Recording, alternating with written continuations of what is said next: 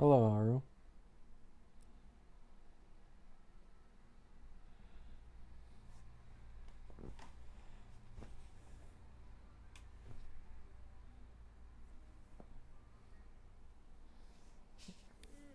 Yeah, Hirokumara. Well, actually, yeah.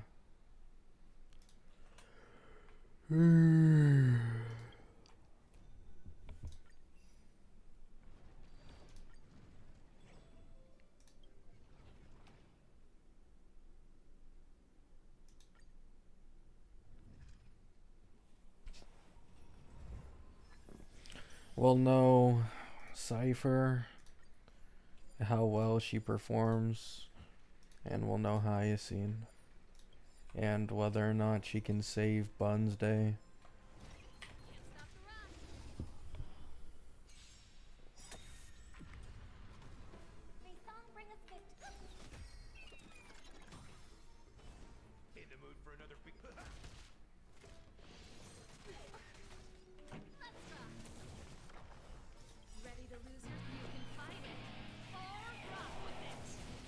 Care about her animations? Whose? I don't think Hyacinth's animations will be that crazy, but maybe Cypher's has good animation. I think like they're putting all their budget into casters and then they're putting all their budget in a Phanon.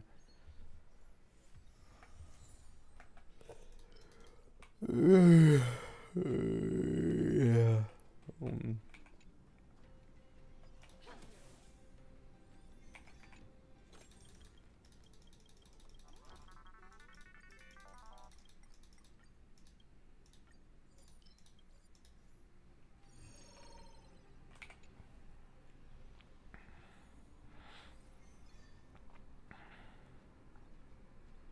It's understandable, Hara. The accounts are melding together. Which one is this? This is Rob. Rob is the only one with a Robin and a Tribby.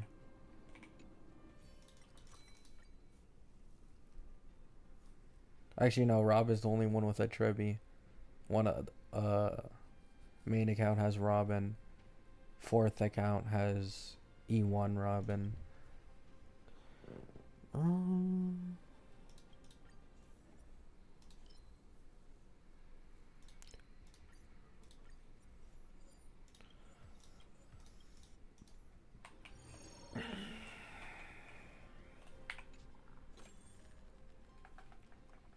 Cipher, yeah, that V0 kit like is 100% getting nerfed.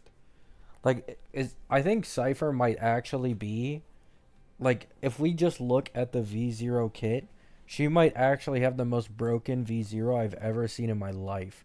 Like how the fuck is that in testing? You know what I'm saying? Like we're either missing something or like but how the fuck is that shit in testing, bro? Like are we serious? How did it ever make it that far?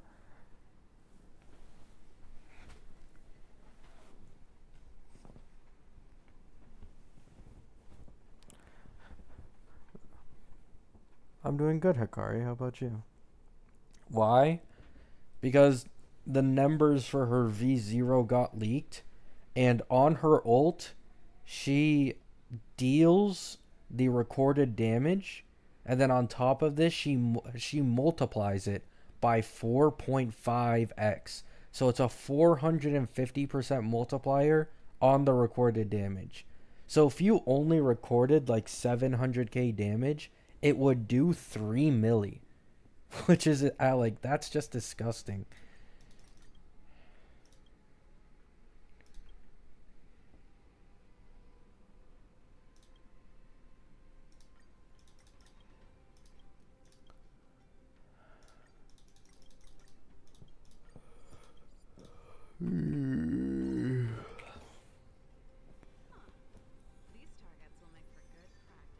I'm doing good. Glad to hear that, Hikari.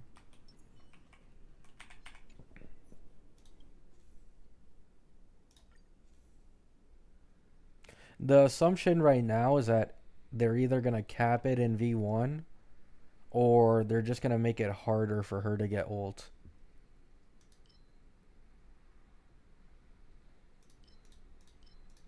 I mean, I don't want any of these, man. I want something like erudition.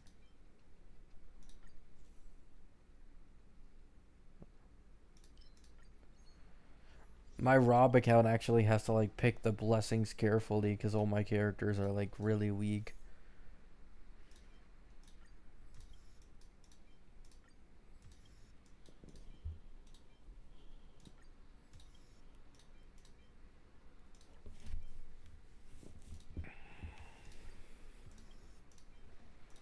Whatever, just level that up.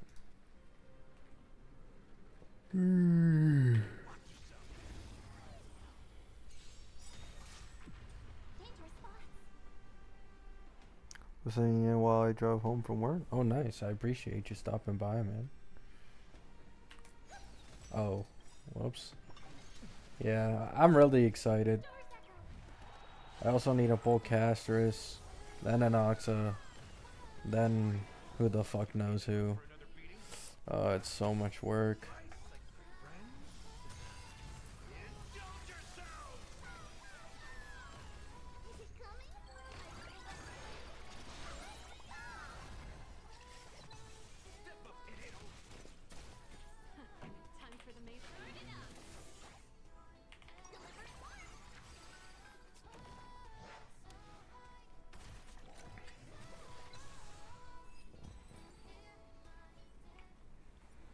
What about the new Phanon kit leaks? I'm pretty sure those were April Fools.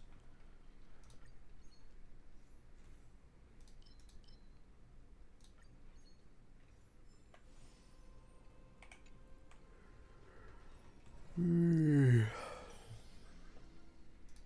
little sleepy, a little sleepy.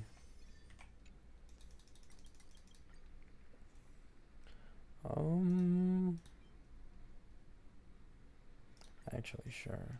This one isn't bad.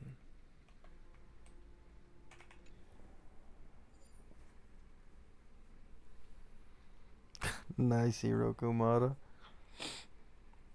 Rob will win 50-50? Probably not, to be honest. I don't know. My 50-50 luck in HSR is absolutely horrendous. I don't expect to win anything anymore.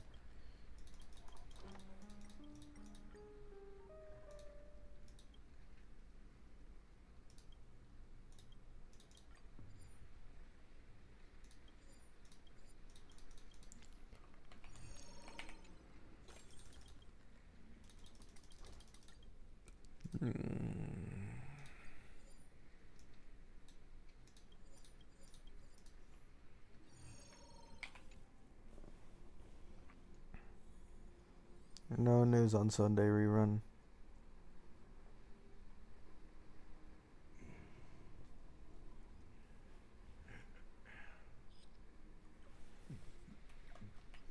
Full clearing MOC is... Okay, here's the thing, right? If you're a complete casual in this game, chances are you don't give a shit about full clearing MOC. Like, you don't care. You play the game every once in a while just for, like, a patch or the characters. However, like, I do feel, like, I notice this a lot more.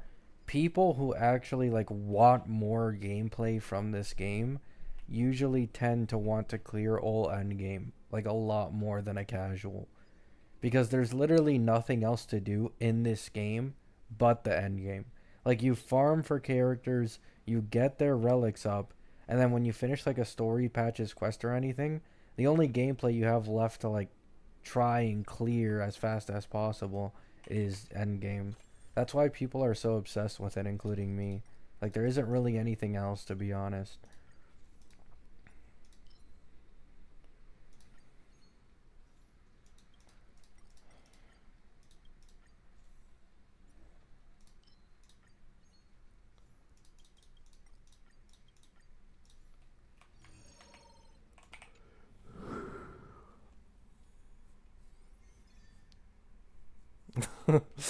Yeah, car, I changed it to a copy bar.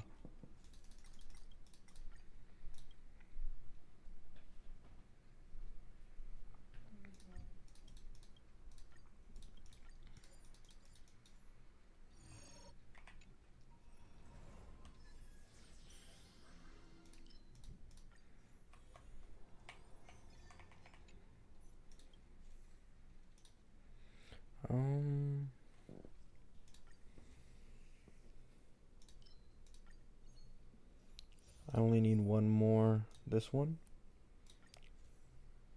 Erudition. Oh, fuck.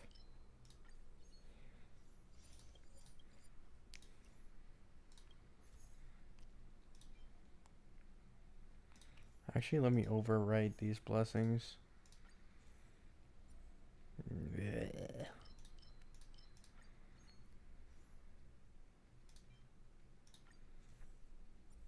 There we go.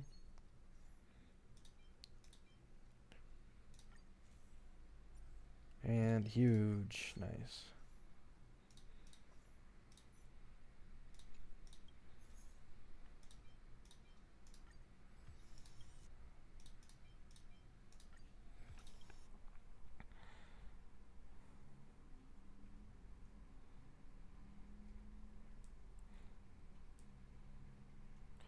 I saw a leak that said Phanon can attack 2 rows of enemies, and I don't think there's any Phanon leaks right now, I'm gonna be honest.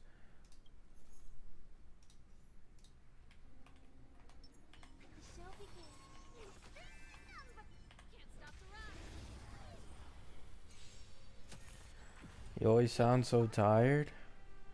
Today's like a bit different. Like I sound tired today because I stood up very late yesterday, and then in return I also didn't get like much sleep. That's why quick stream, you know what I'm saying? Like I'm just doing a quick Divergent Universe run. I might talk for a little and then I'm probably off.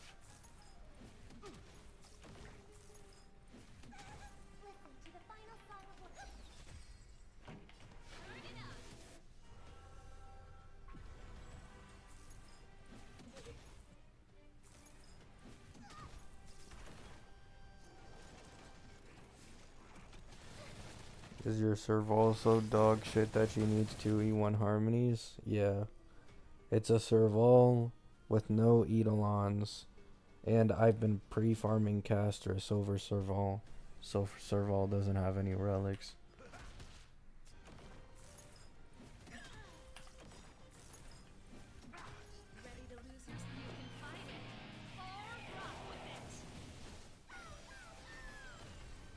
Also barely has traces leveled.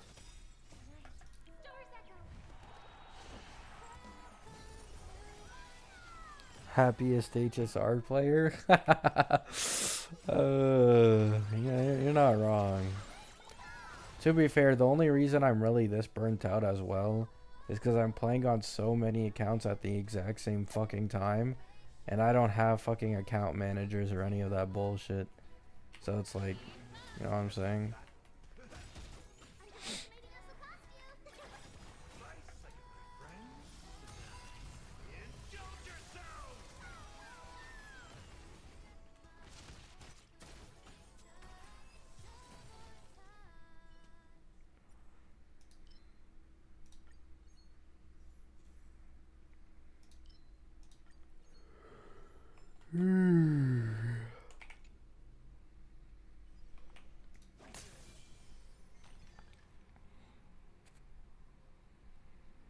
Is building Tingyun worth it for Phanon?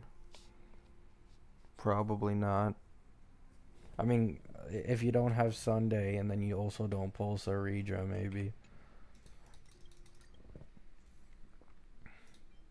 I feel like it'd be better like use a Robin though, even if you don't get like the single charge.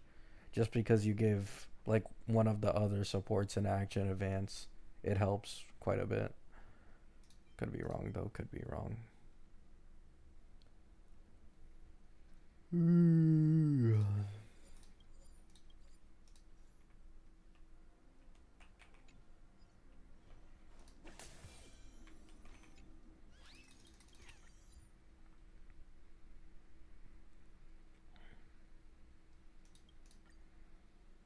What's this? Why is it so fat? Wait, what?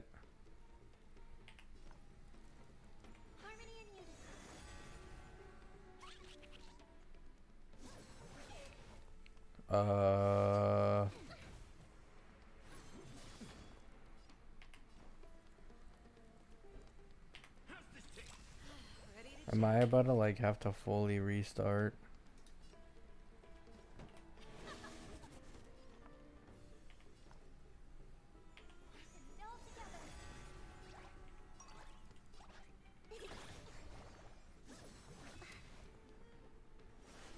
Please no. Please no one die. Thank you.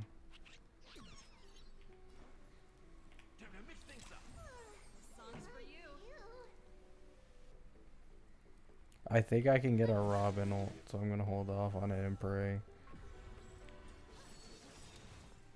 Oh, thank God. Oh my God. Got the HP back.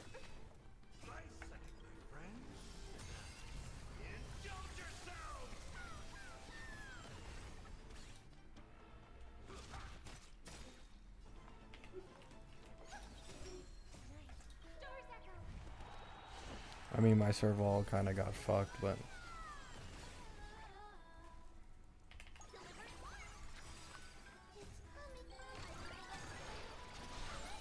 If you had casters global, you wouldn't be in trouble here? Yeah. Fuck, that's annoying. Like, why did it put my characters on 0 HP, bro? I just wasted my time.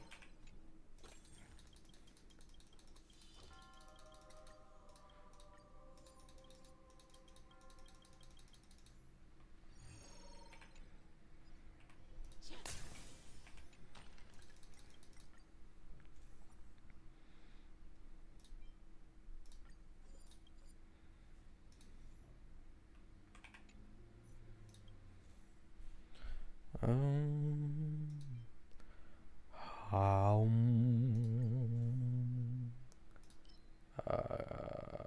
Oh damn! I got a really good ones.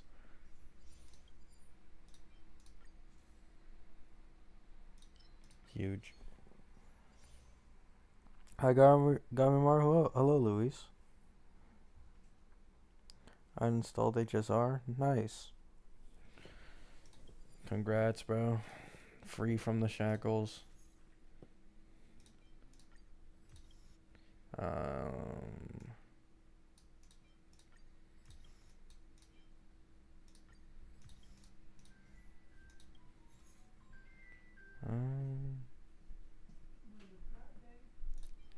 let me get rid of this shit.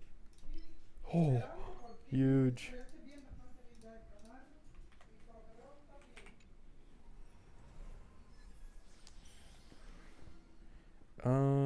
Give me Cipher. I'm actually like so lost on what I'm gonna do for my accounts currently. I don't think I'm gonna make another poll video for a while, man.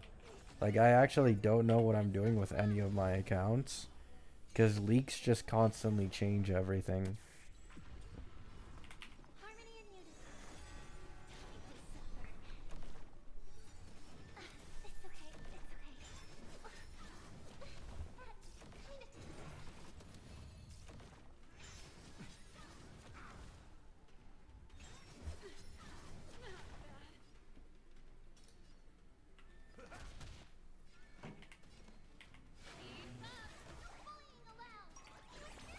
Oh, I didn't. I'm stupid.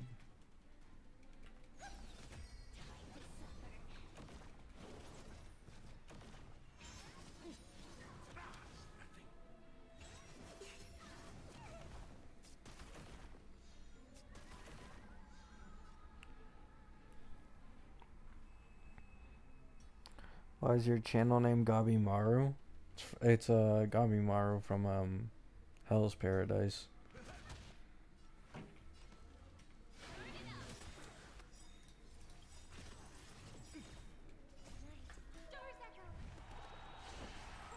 To be honest, I don't like the name anymore and I really want to change it.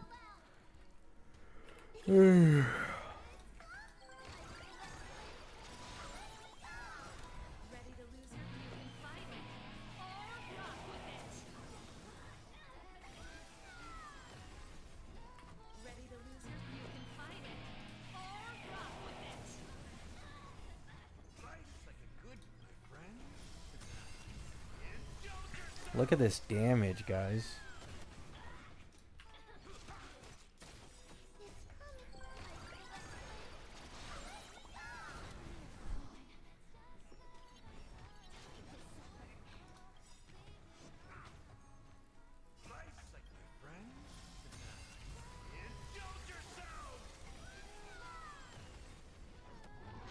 This is basically like an E6 tribby.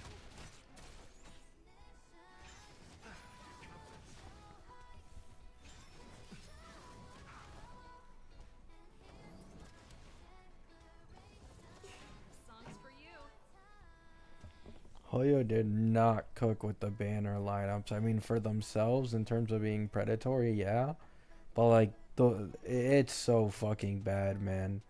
Like, if you're pulling Castris, you want to pull Tribby in 3.1, Castris in 3.2, Hyacine in 3.3, and then likely a premium RMC that we're going to get somewhere down the line.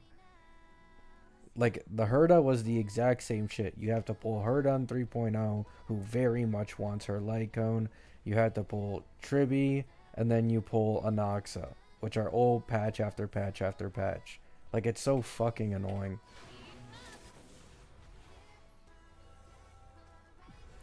I'm pretty confident Anoxa's best in slot support is going to end up being Cipher too, if the current, like, leaked numbers of Cipher are accurate.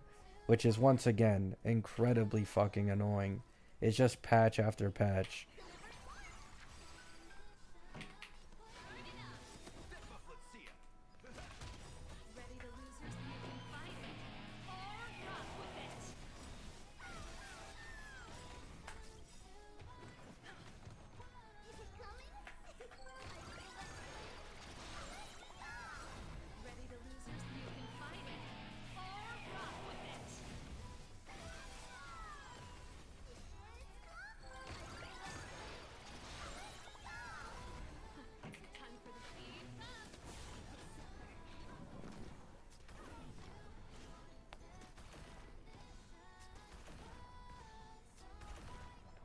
$100K isn't impressive anymore, bro. It's ass. Like, it's not even like it's not impressive. Like, doing 100K damage is literally ass. Like, a Ling Shaw can hit for 100K without break if you just run her hyper carry. A fucking sustain. Like, 100K is so bad these days, man.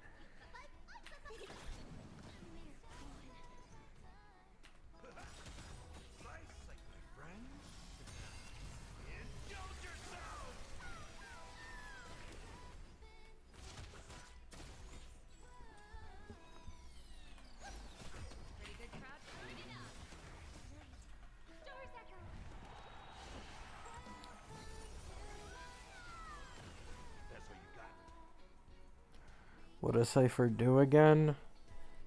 She's just a general debuffer. Applies defense shred if she's on your team. Applies foretold with her skill on enemy.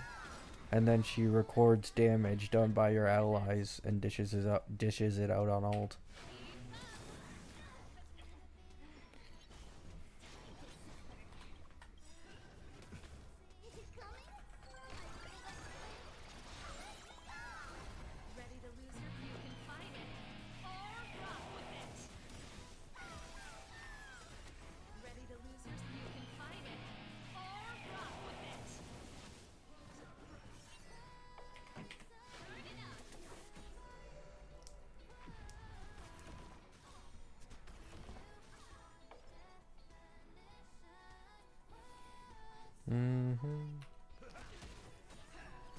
Yeah, Robin's song is annoying. You kind of get used to it over time, though.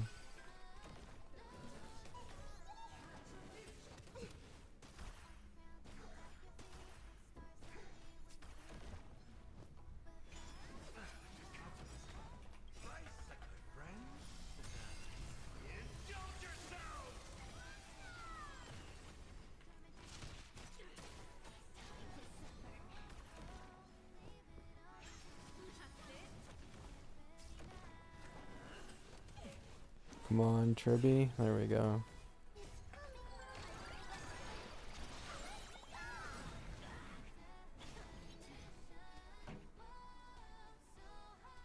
That's what I'm saying, tense. Like that's why I mean, I'm not struggling with anything, but like I just can't justify to myself spending so much money on this game for these characters to like make my life easier. And that's why I've been creating like these different accounts and shit.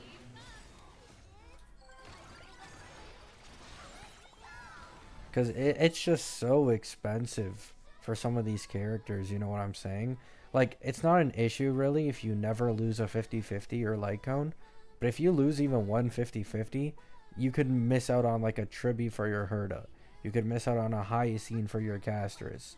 Like shit like that, and then you have to wait like half a year for that character to come around again. Like really?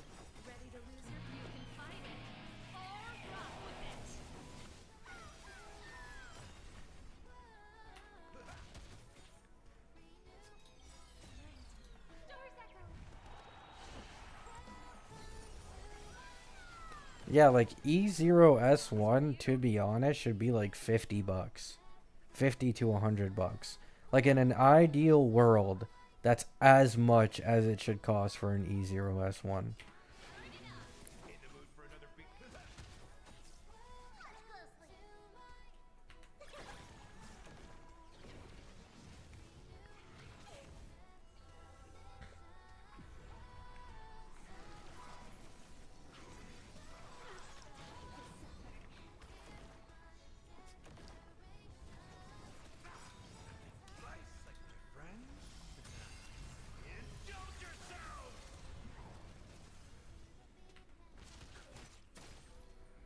No E2 Gallagher, by the way. Oh my fucking god, I just got unfrozen just to go back to being frozen.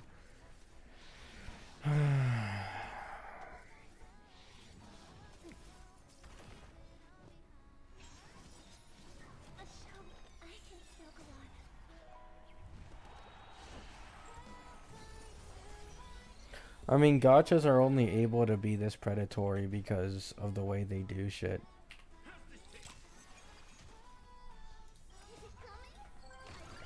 Like, their marketing and the way they make their games is literally perfect. Like if you make a game incredibly pay to win and at the same time like you you kind of like do shit for like the gooners and people who have like emotional attachments to the characters in these games, which is like if we're all being honest, that is a very large part of the game's player base that spends a shit ton of money. Like they're genuinely smart. They just take advantage of people.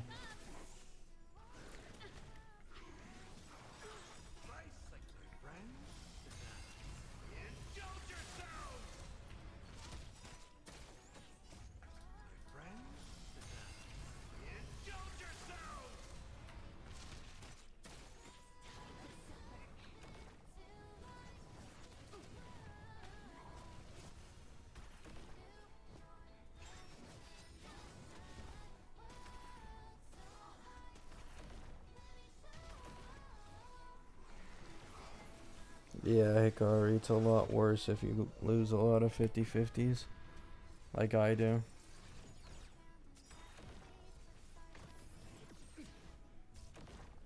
Yo, can I like ever take a turn or? Oh wow. Yep.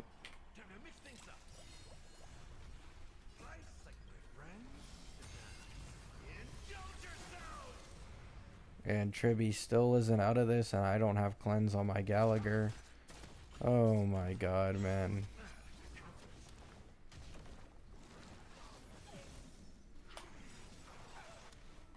Yeah, I'm just so sick of this shit. Oh my fucking god. I'm gonna lose my mind, bro. Like, my Tribby is just frozen 24 fucking 7. Holy shit.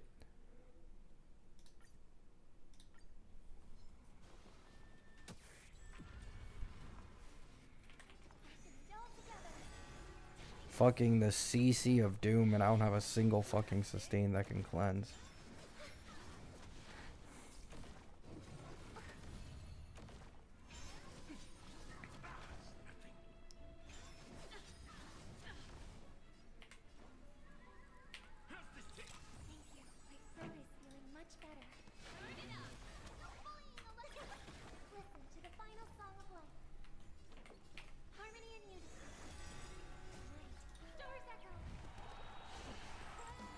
Gallagher's E1.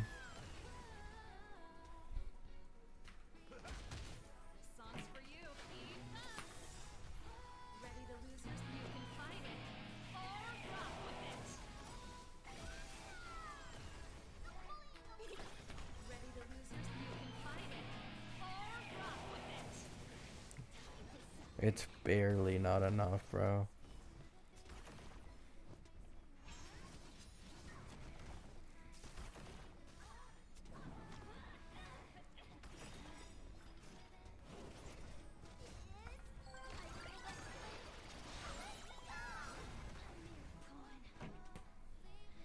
Run might be bricked. I mean, I just don't have a sustain that can counter that last part.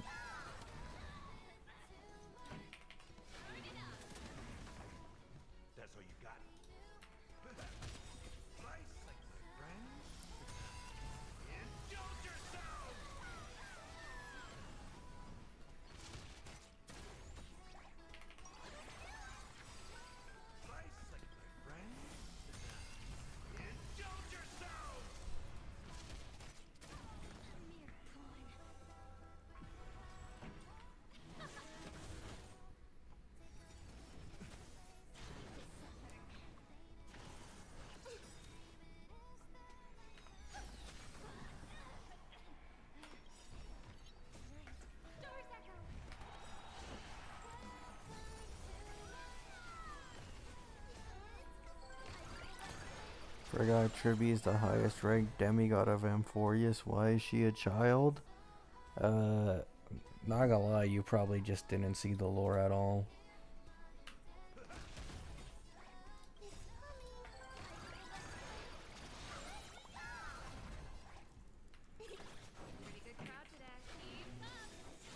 Like, I don't watch the lore either, but like, even I know.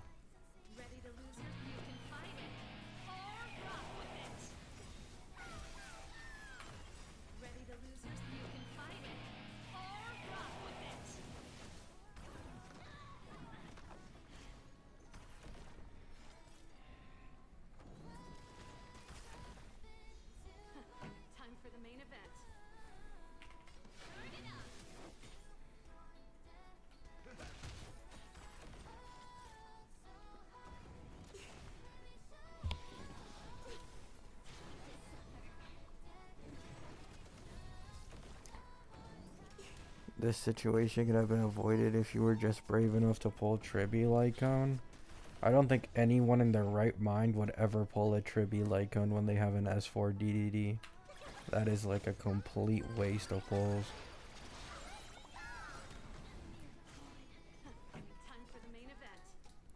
Anyone who has limited Jades pulling on a Tribby Lycone is actually like crazy.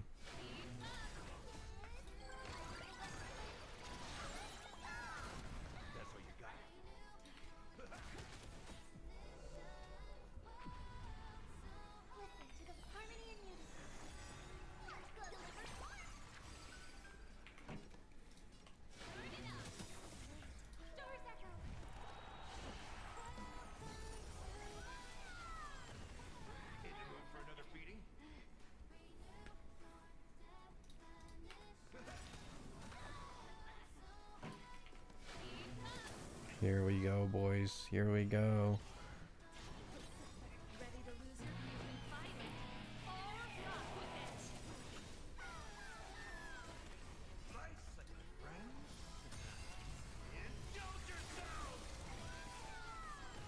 Yeah, but like, it's just a waste of pulls, Haru. You know what I'm saying?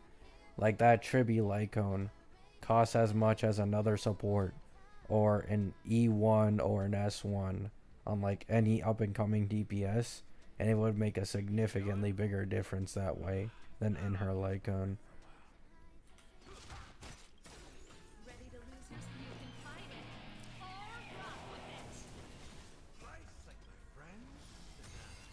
Like, I'm not saying it's bad or useless, but like, it's just not a good idea.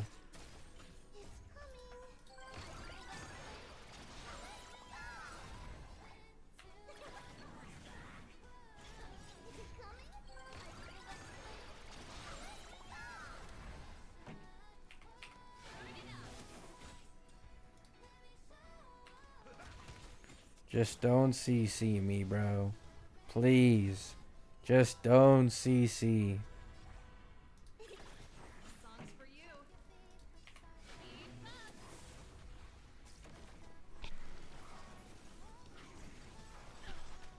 Why is it always the Tribby, man? Tribby's literally the only character I don't want to get fucking CC'd.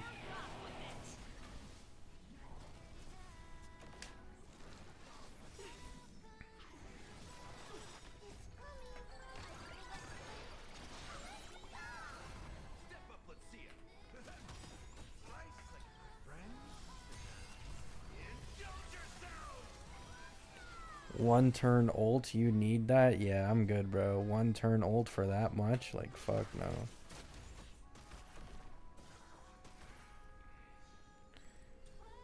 You're usually not even doing anything important before you get the first ult up anyways. Unless you're using like an Anoxa or some shit.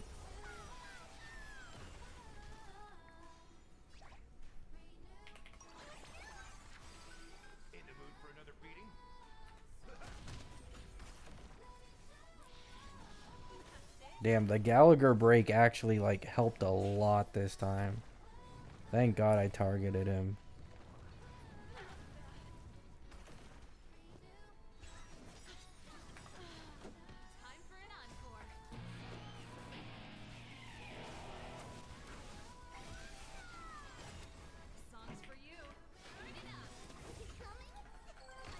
Please tell me this just gets it over with.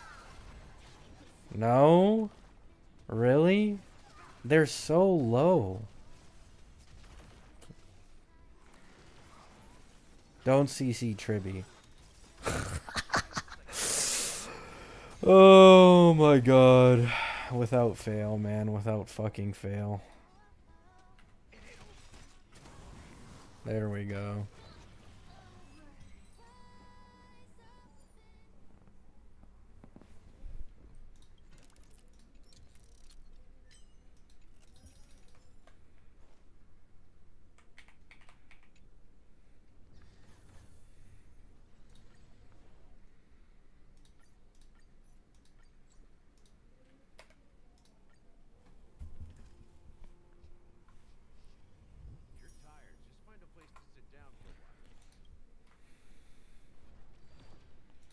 Laughed like a goblin. That was the goal. Cause I'm sick of this shit, man. I'm so sick of this shit.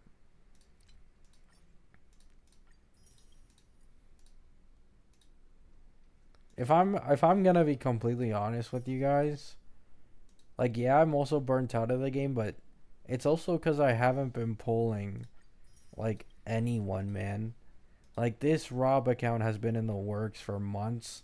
Hasn't pulled a single limited DPS. I'm on a 5-50-50 loss streak right now.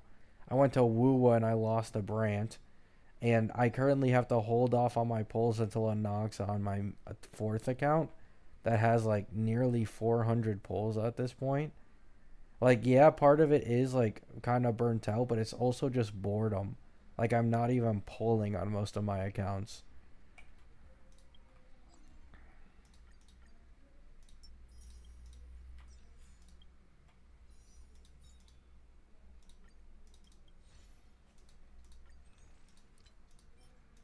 Also, like, there isn't even any leaks to get excited about right now. Like, all the leakers want to be, like, secretive and drip feed. Like, fuck you, man.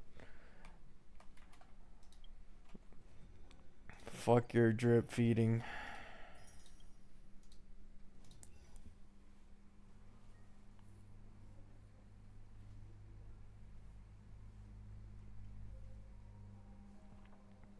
I already have my day on my main account. I'm not gonna pull for him again.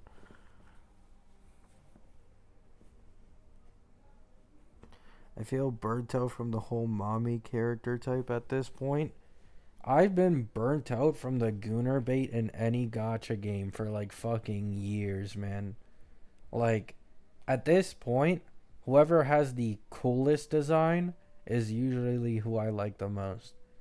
Like, the Gunner designs, like all that, like Cantarella and Wua has some of the craziest hype I've ever seen by some of these Gacha content creators, like Tectone, Mr. Pokey, like these other guys. I look at Cantarella, I don't feel a fucking thing, bro. Like, are we serious? Like, if anything, I don't care about Zani in the slightest, and I still think Zani looks way better than Cantarella.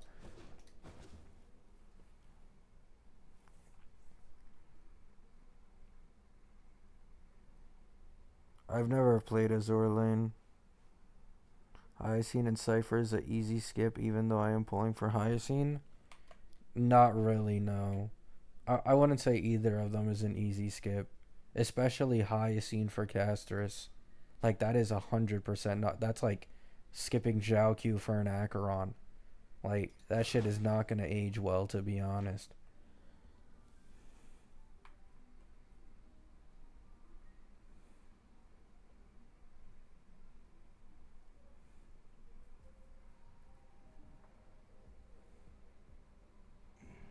Yeah, exactly. Like that's why, like me personally, I usually like the guy designs in this game more because even though the guy designs are usually I, I wouldn't say blander, right? But like they go a lot harder on the clothing for the guys in this game compared to the girls.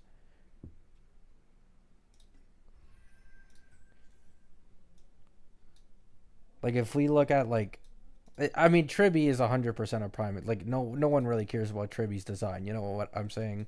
Like, yeah, she's meta, but like that's basically it. You know what I'm saying? Yeah, like I like Dill quite a bit. I think Dill is pretty underrated.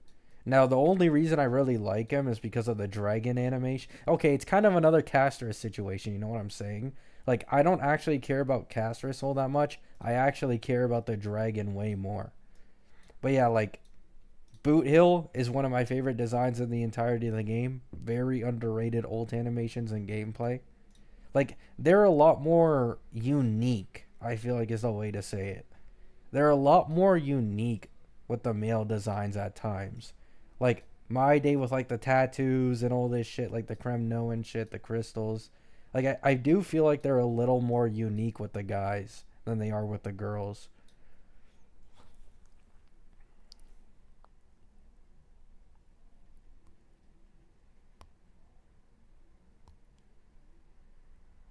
I don't know how I can explain it better though, because there are like women in this game that have very unique designs, but like it's not exactly the same. You know what I'm saying? Imagine if they just released like a fat guy.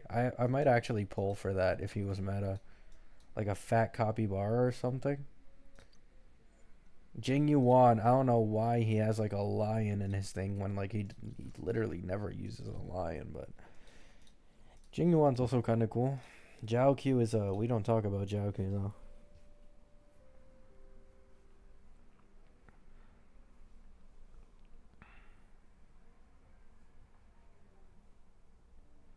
Uh,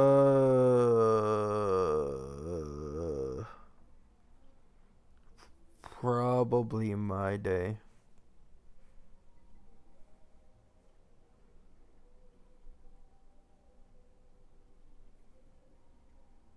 Apparently his lion died. Oh,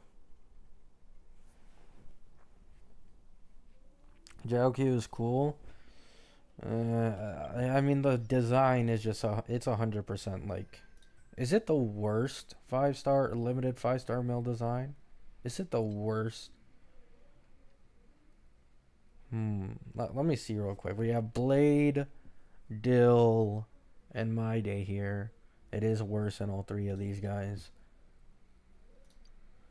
Oh wait, no, it's I'm doing dudes. We have Boot Hill. Nah, he's not even better than Ratio, man. Erudition, we have Argenti. It's more so unique. Jingyuan. Harmony. Sunday. Okay, I think Jiaoqiu literally has the most boring, bland 5-star limited design in the game for a dude. I'm gonna be completely honest. Like this literally looks like standard 5-star. Like let's look at Welt and then look at Jiaoqiu. Jiaoqiu 100% looks like a standard 5-star design wise.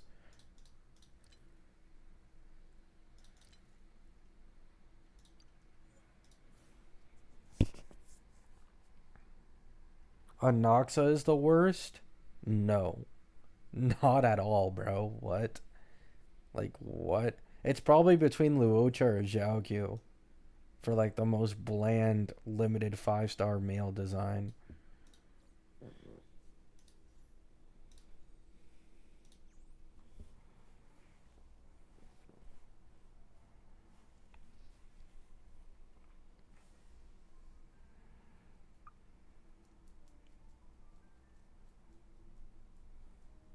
I mean, that's all Xiaoqiu has going for him, though. Like, you're never going to see that ult animation unless you're running him with an Acheron.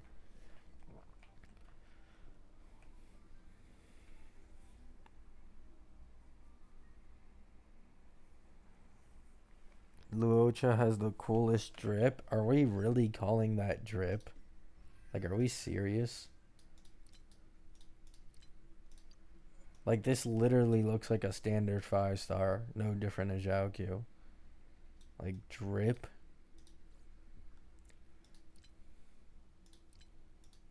Like, this is actual drip.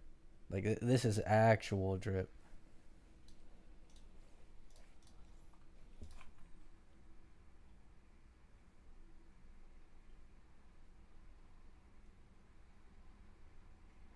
Yeah, I think my day is probably the best design in the game for me currently.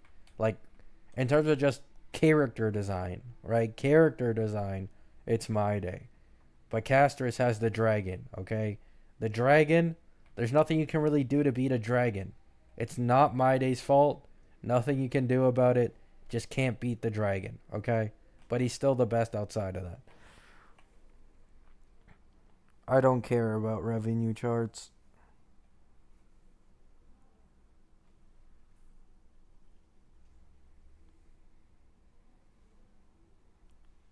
Grip wise, I'm not gonna read the rest of that. What happened to the old thumbnail? I'm a capybara, and I was doing Divergent Universe. So I changed the thumbnail to capybara, and then I put Divergent Universe.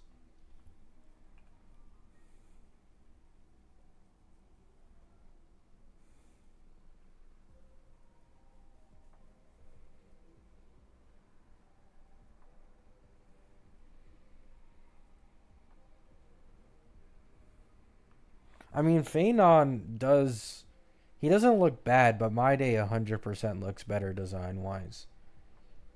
Unless we end up getting like a completely different looking Phanon to what we know currently, like playable when he comes out, then nah, my day is better.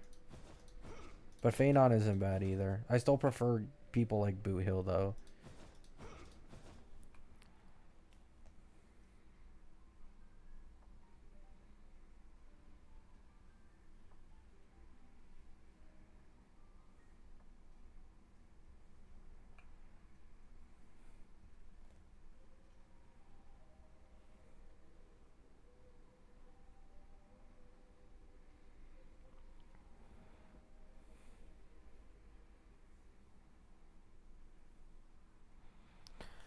I just want leaks.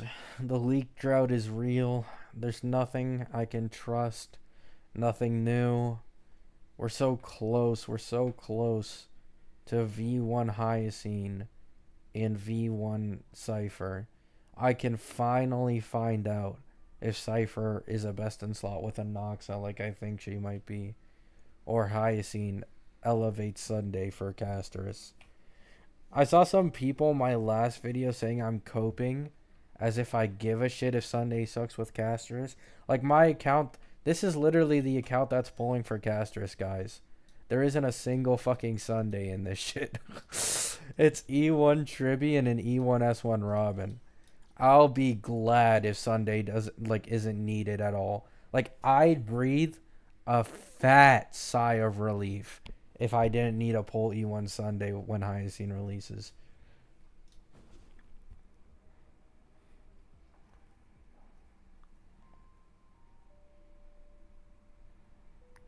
Herda's not gonna rerun for a long ass time. Just go for casters, man.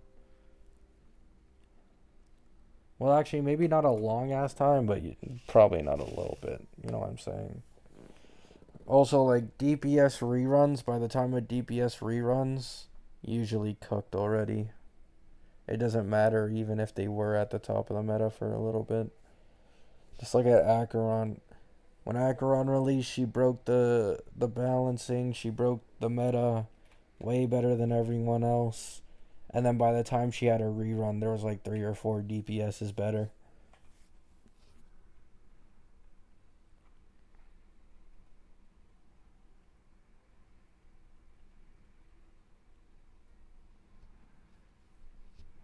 What if E1 Hyacine is busted? I'm thinking about that currently.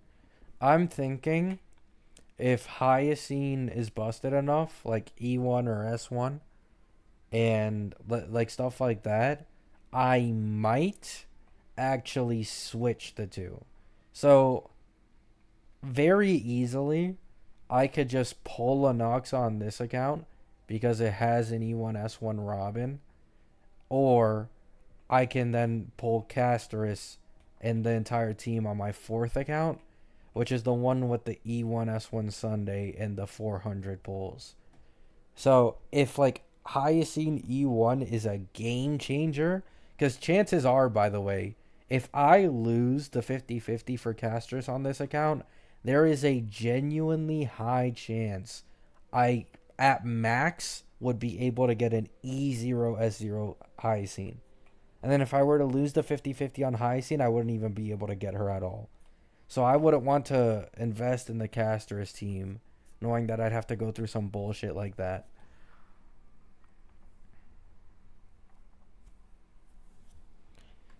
Because like I usually wouldn't think this way, but like sustain E1s, especially like when you look at Ling Shaw's E1 is disgusting for her. Like it's disgusting. You get a 50% weakness break efficiency increase, and then when she actually like breaks an enemy or enemies are broken, I think it's like a 20% defense reduction. Like what? That's insane for a sustain E1. So like the first 3.x sustain, who's incredibly niche with these max HP scalers, has to be getting like an E1 on a similar level, which would make a likely massive difference.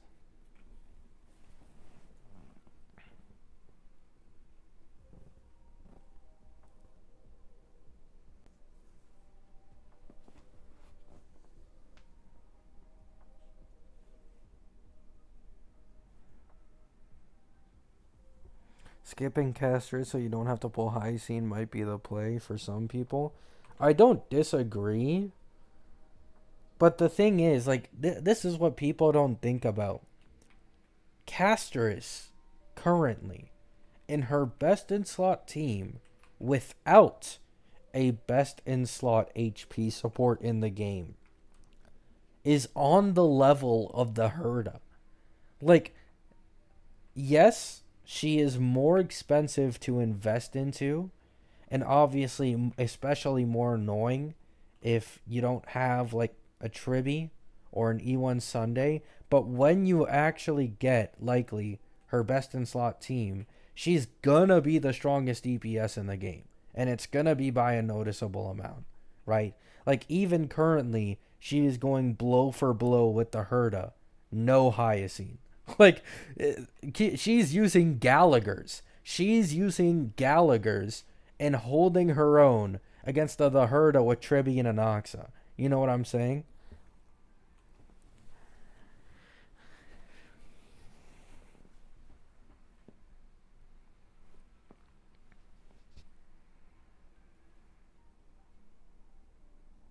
Yeah, but Phanon will probably be just as bad as Castris.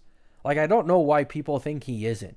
Like if you look at the way they've been doing these DPSs, like Herda got Tribby a patch after, and then Anoxa a patch after Tribby, and then Tribby released, then Casterus released right after, then Hyacine releases right after. They like releasing three best in slot characters that work together with each other, patch after patch. And if you look at Phanon, it actually wouldn't be any different for Phanon. You have Phanon in 3.4, likely the Sunday rerun. Then you have in 3.5 his best in slot support Ceridra, and then you have in 3.6 his best in slot sustain, which will likely be Dan Heng Preservation. So Phanon's not going to be any different in terms of investment, like teammate investment, to like a Casterus. Like it doesn't seem that way. They're both going to be around the same. Like a lot of these DPSs are around the same. Fake collab is rumored for like late 3.4. Like the first half Phanon, second half Saber. And then Archer is currently rumored to be a free 5-star from the fake collab.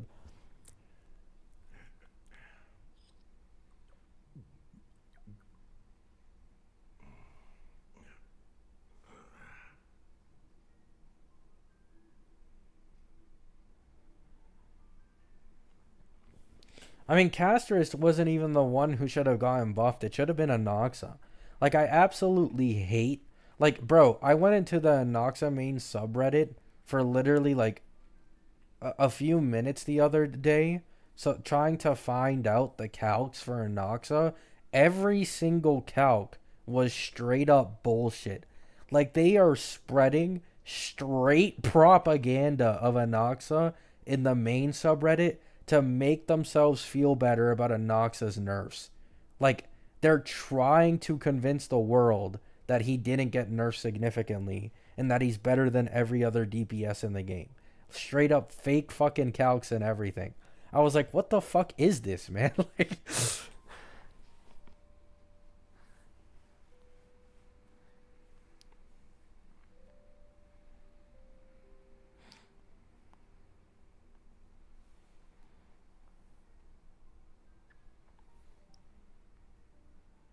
didn't China say Anoxa was too strong? No. China never said Anoxa was too strong. Like, they literally said the opposite. There's people pissed in CN, like a lot more people pissed about Anoxa getting his nerfs because he was already considered mid. Like, there was only a very select few of people who were trying to like paint it out like Anoxa was the strongest DPS in the game, because you had people on YouTube like Hersher of Sentience doing like 2 cost 0 cycles with like dual S5 DDD, shield boss, like optimal play, insane relic investment, like, and sustainless. Like, I really have to stress this. I can't stress it enough. A Noxa sustainless does like double the damage and takes double the actions compared to a sustain Anoxa. They're nowhere near the same character.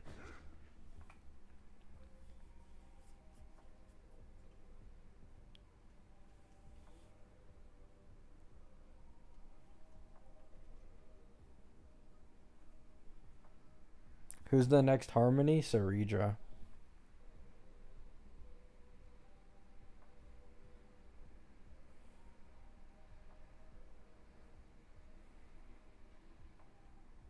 Heard each was saying they were the reason they nerfed Anoxa. I've heard the complete opposite.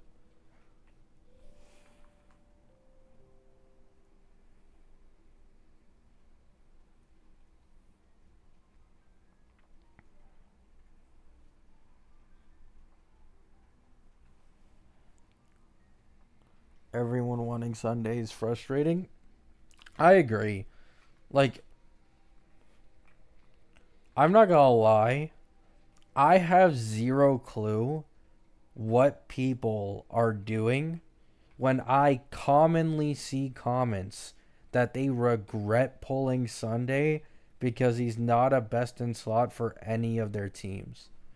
And I just sit there wondering to myself, how the fuck do you get yourself in a situation where Sunday isn't even like at least one of the best in slot options for any of your teams? And if this was always the case, why did you even fucking pull him? Like, this is one of the most universal supports in the game. The strongest hyper carry support the game has to offer currently. And you're telling me you can't fit him into a single goddamn team on your account? Like, are we serious?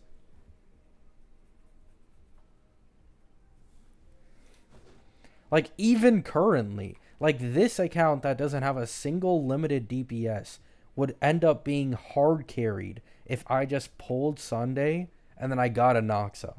Like, Anoxa hyper carry is incredibly different if you don't use Sunday versus you do use Sunday. Sunday's a game changer for that man. Like, right there is instantly a character that can be used. Sunday's like a third best in slot support option when it comes to the Herda as well. E1 Sunday is like one of the strongest support options for Castris. Fucking Phanon, he's gonna end up being a best in slot for Phanon. Like, how the fuck? What is going on?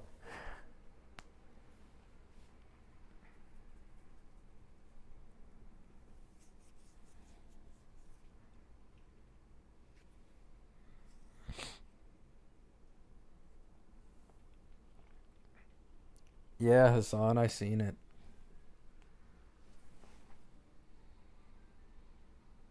Oh yeah, there's My Day as well. Yeah, he's also a best in slot action advancer for My Day. I forgot about that. Like, the man is just he's so fucking good, man. And I have people in my comments on my last video saying that I'm coping like a Sparkle player. I'm coping like a Sparkle player. Oh my god.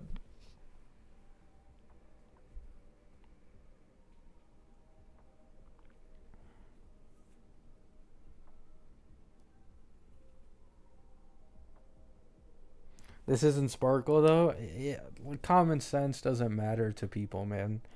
People with agendas, they don't want to hear common sense. They just want emotional bias. That's probably why I get so much hate whenever I make a review video. I mean, actually, I don't get that much hate, to be honest. Like, I'm actually quite appreciative.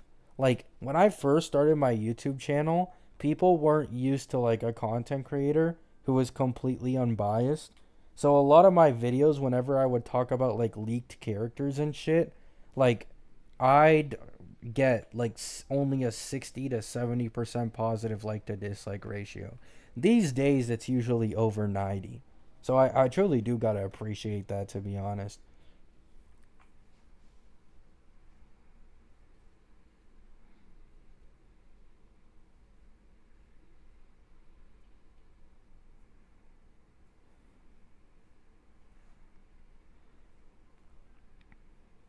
I mean, to like, I don't know who they could add into the shop where people would actually bother spending their token on until we get to the later half of 2.x characters. Cause like, what was Luocha the first limited sustain in the game, and Ruan Mei the first harmony? If they're doing the first of everything, it's gonna take a long ass time until we get up to like Robin, Sunday, like these other characters, you know what I'm saying? Like, it's gonna take a fucking while. Because that's all really most people care about. Like, most people who are saving this token are mostly doing it for like Robin Sunday. And I'm sorry to say, but like, that's not happening for quite a fucking long while, for all being honest.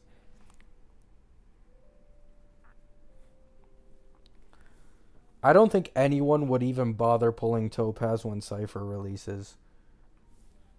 And Black Swan, no use. No use.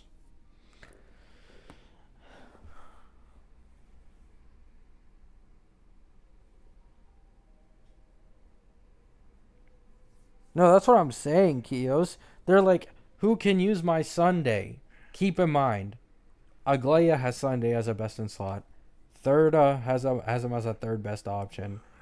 Um, My Day has him as a best in slot. Phanon's gonna have him as a best in slot. Anoxa has him as a best in slot. Herda, or not Herda, Castris has him as like a second best in slot. Like, oh my god, what more do you want, man?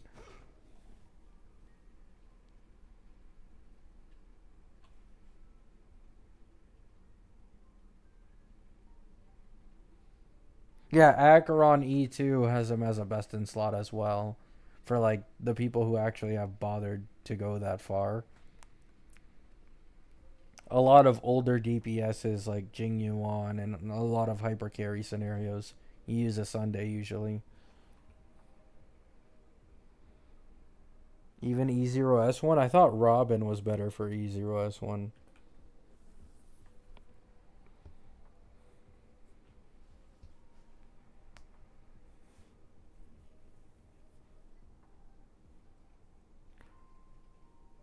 Caster's best in slot is Tribby. Kinda. But yes. But no. Kinda. E1 Sunday actually gives Casterus more damage than E1 Tribby. But because of E1, how Tribby's E1 works, E1 Tribby is better than E1 Sunday. But like, if we're just looking at E0s, actually, I don't know who's better between RMC or Tribby, to be honest. I do think Tribby is slightly better than RMC. I think.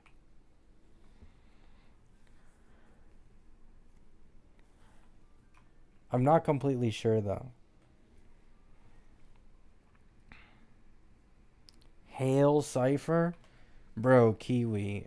You probably haven't seen it, but like, I don't think it's gonna make it into live. But your favorite character currently has the most broken kit in the entirety of the game by a mile. That shit's 100% getting nerfed. But I'm sure you're happy to hear that.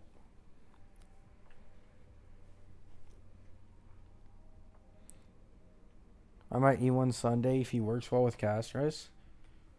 My recommendation, I wouldn't bother E1ing Sunday if you don't have an E1 Tribby. Or if you don't have like another Tribby on the team. Like something I've realized is E1 Sunday and E1 RMC. E1 Sunday E1 Sunday beats RMC when both teams are using a Tribby. So E1 Tribby and E1 Sunday's best in slot team. But otherwise, I just wait until a Tribby rerun get the E1 and then run it with RMC. Like you'll probably get more out of that if you're only gonna have Tribby at E0 and Sunday E1.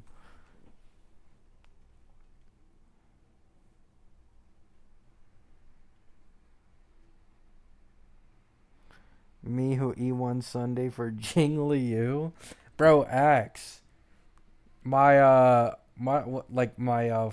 fourth account. Oh my god, I'm losing track at this point. Has an E1 S1 Sunday. I'm considering it for Anoxa, man. I'm considering the E1 S1 Anoxa right now, and it's dangerous. Like this was originally an account for Phanon, and Anoxa's kind of got me, you know. Oh, it's because of Sunday, man. It's because of Sunday. The E1 Sunday synergy with Anoxa is disgusting.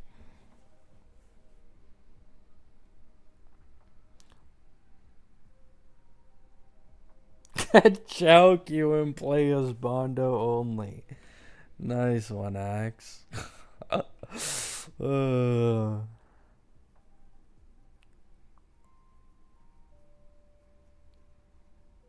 Saw your video too, Axe. It was something about global passives, I think. April Fool's video. Could instantly tell.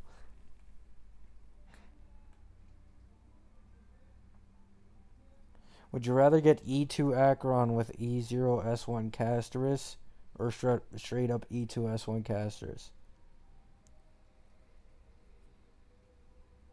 E0 S1 Casterus and then E0 S1 Hyacine. Just in case. You know, I'm not sure. Like, I'm assuming you're free to play who's saved up pulls So that's why I'm saying that. But if you're like straight up just dumping money on pulls, then yeah, I'd say like E2S1 Castris and then get like a Hyacine or some shit. Yeah, my April's like the entire when I was thinking of making my April Fool's video, I actually wanted it to be believable. Like I didn't want it to be something where people would be like, "Oh, like this is 100% a joke, ha ha ha." Like I literally said the complete truth. But the thing is, like any person who isn't actually like in the community or understands HSR, like they would think that's a joke. They would think I'm trolling, but I'm not. Everything I said in that shit was true, even though it perfectly fits in April Fools.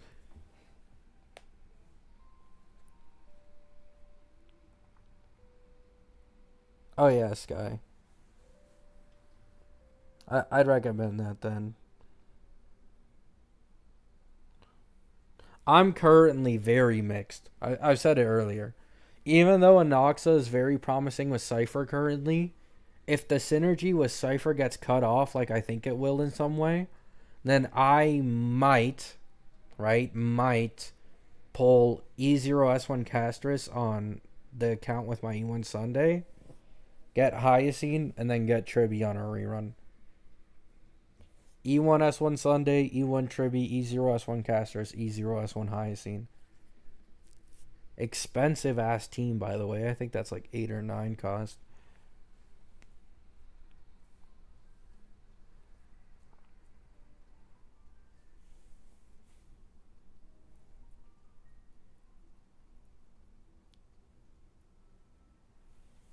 Do you think Anoxa is worth it if I have E0S0 Herda but no Tribby?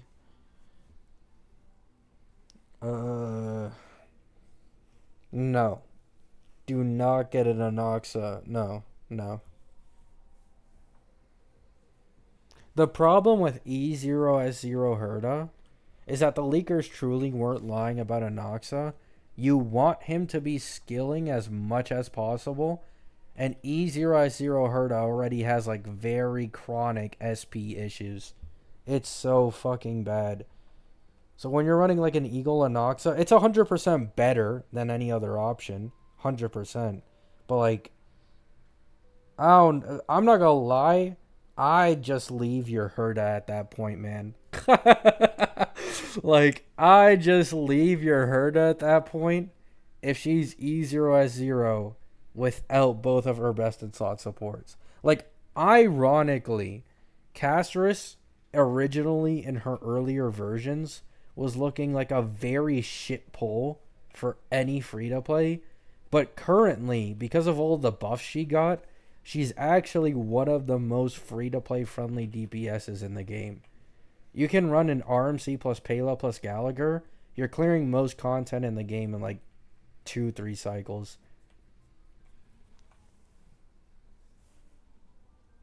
Cipher actually does have a Noxa synergy. Maybe I'll try getting her, but I want Fugue.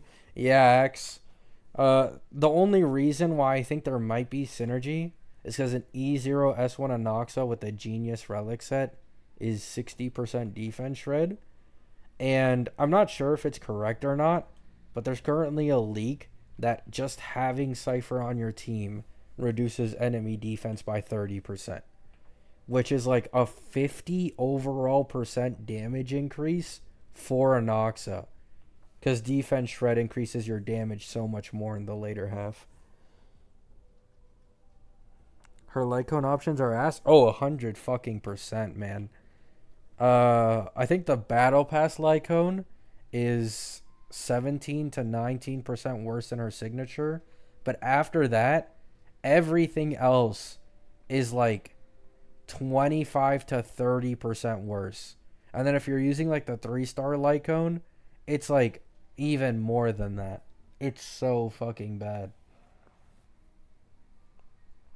No way that'll make it in the game. That's not even the craziest part, X. The part of her kit that is 100% getting nerfed, she records the damage a DPS does on the team, and she stacks it up, and then on ult, she multiplies it by 4.5x and fucking nukes. Like blast nuke. Like, so if you record 700k damage, you're doing 3 milli. There's no way that shit's making it to live, bro. This might actually be the most broken V0 kit I've ever witnessed in like my entire time of playing this game. Like, how was this shit ever in testing? Yeah, that shit is 100% getting nerfed. Everything else made sense. Like every other part of her kit, like her attack for her follow up attacks wasn't that high. She didn't have that many follow up attacks per rotation. Her own ult damage outside of the recorded damage genuinely seemed like a sub DPS, right? It didn't seem that crazy. But then you just see the recorded damage and it's like, oh my fucking god, this shit would be a nuke.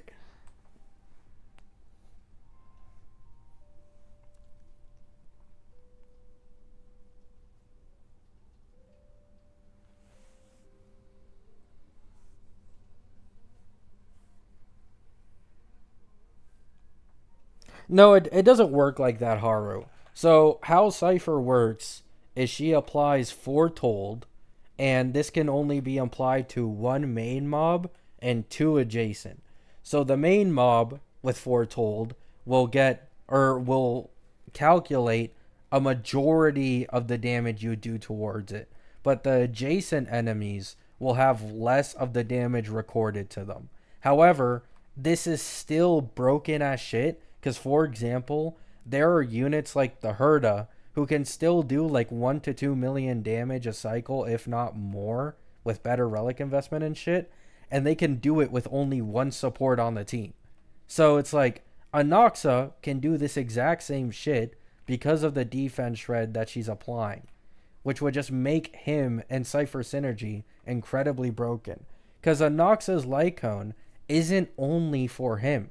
Anoxa's light cone applies defense reduction universally on the enemy. So Cipher can also now do more damage paired with an Anoxa because they're both putting defense shred on the enemies.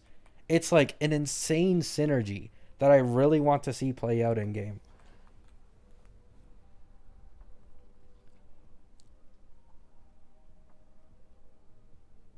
Because if you really think about it, E1 Anoxa really isn't all that. Like, this entire time, I've been confused. I was like, what the fuck is this E1?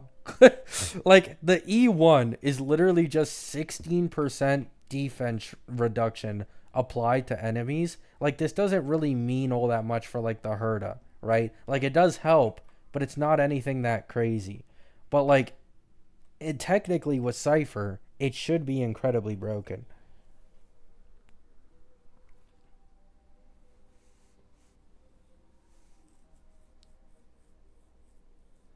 No, I agree, X. I think how universal Anoxa is for sure underrated. He did not need the nerfs though, I'm not gonna lie. Like in my opinion, he didn't really need the nerfs. Like he's basically the Ruan May of DPSs. Like you can fit that man in Pure Fiction, you can fit him in MOC, you can fit him in APOC because of like the way his bounce works. Like it's just so good universally and everything.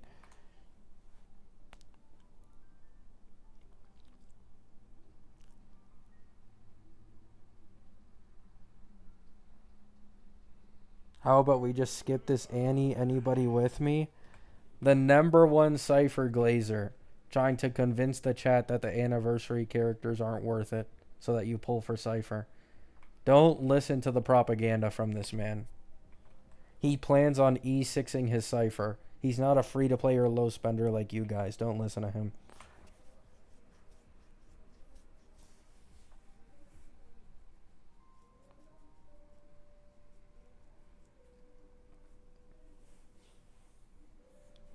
Weakness implant isn't broken.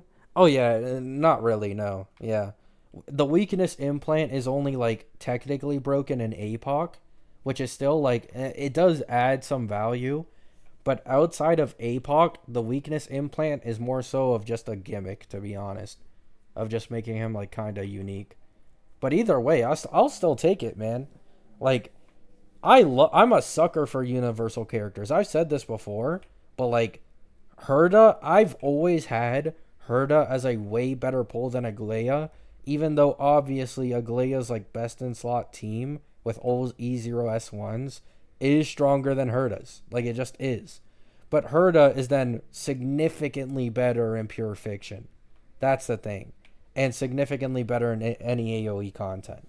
So I've always preferred Herda more just because she's more of a universal DPS, even if she's only slightly weaker.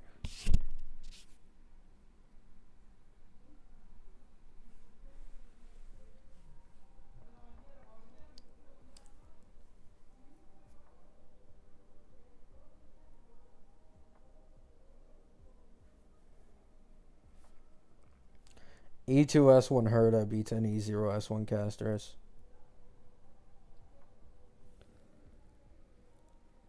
E2 Herda is, I think, the most broken E2 in the game still. It's like a straight up 100% increase. Like, you get an E2 Herda from an E0, you're doing 100% more damage. Like, it's so fucking disgusting.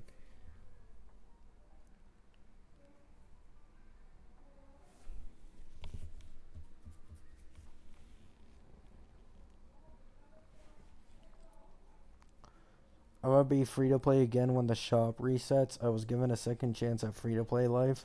No evidence of past convictions. Yeah, we're not falling for that, Kiwi. I know the second Cipher starts getting trailers and shit, you're instantly dropping the wallet. So you can't fool me. You can't fool me. It's an E2. I sure hope so. I mean, yeah, but it is pretty broken though. Like at least so far, like I think the person with the most broken E2 and the chances of being hurt is probably like Phanon or something. Like I don't know what type of smoke Hoyo was fucking smoking when they made her as E2.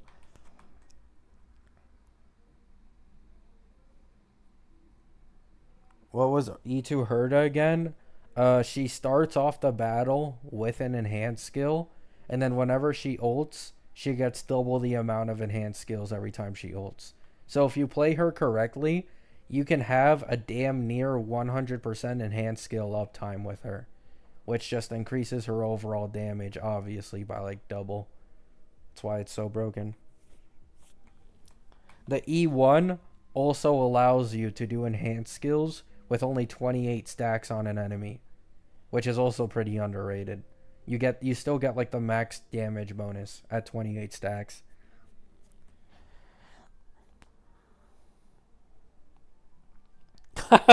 Nice axe. E2 Herda to support the Anoxa. That's honestly how it should be done. I think I'll end up getting Anoxa on a rerun on my main account with the E2 Herda. But like, it's one of those things where it's like, I have E2 Herda. Do I really need this best in slot support? And the answer is obviously no. So I'm gonna try and pull other characters instead. That's why I pulled My Day.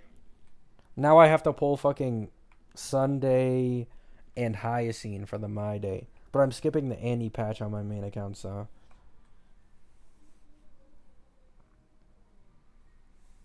Oh yeah, she also gets action advance. I forgot.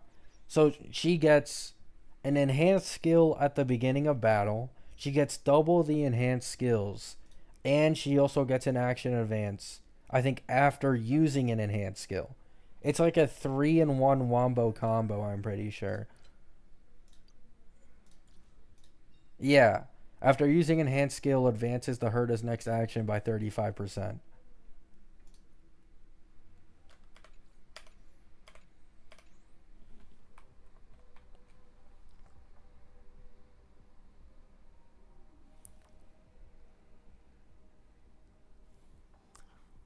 I'm going to dump 30 pulls into Anoxa, otherwise I'm skipping the Annie patch. Understandable, to be honest. I just don't have the patience to wait for Phanon on my fourth account, man. Like, I know Sunday's going to be a best in slot, but... Eh. I mean, Phanon is going to be a best in slot with Sunday, but...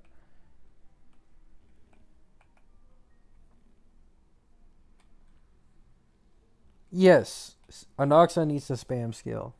Like, keep in mind the Anoxa skill point issue is a lot bigger of a deal in his hyper carry than it is in anything else, right? Like, it's already bad with the Herda, but like a hyper carry Anoxa without an E0S1 Sunday is a genuine fucking nightmare. Like, I've seen multiple showcase videos at this point. Like, it makes such a big difference if you don't use E0S1 Sunday with him. Like, it's actually like very, very noticeable. Like, he's quite a lot Anoxa, or sorry, Sunday reliant.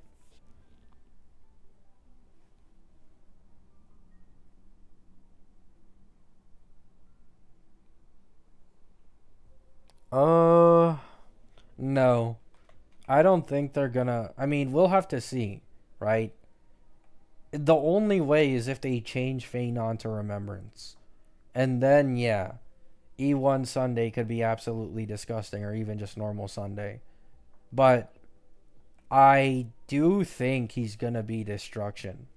Like, I do think Phanon is gonna be Destruction. I don't think he's gonna be Remembrance, or like get a summon really.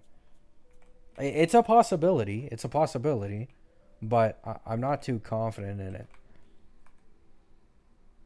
Everybody needs Sunday. It's so bad, Axe. Like, I genuinely hate this. My main account is pulling Sunday for a fucking My Day.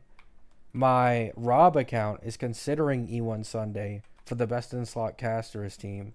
And my fourth account already has a Sunday, but now I'm deciding which team I'm supposed to put my Sunday on. Like, the Sunday dilemma is genuinely real. It's genuinely a fucking real problem.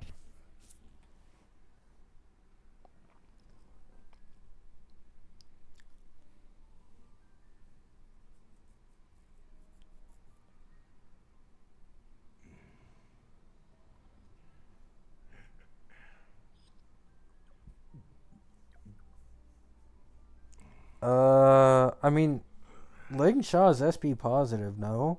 But then it would be Gallagher. Gallagher's the most SP positive sustain in the game, I'm pretty sure.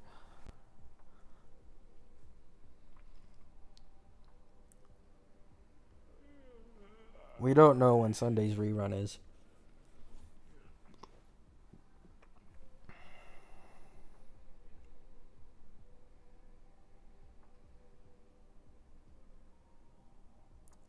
Tell me about it, Axe. I'm literally dealing with this exact same bullshit on my main account because I have no Sunday. My Day right now is being ran with a cooked Bronya with no Bronya Lycone and a Ruon May. That's who my Day's fucking using right now. It's just not a fun time, man. It's not a fun time, to be honest.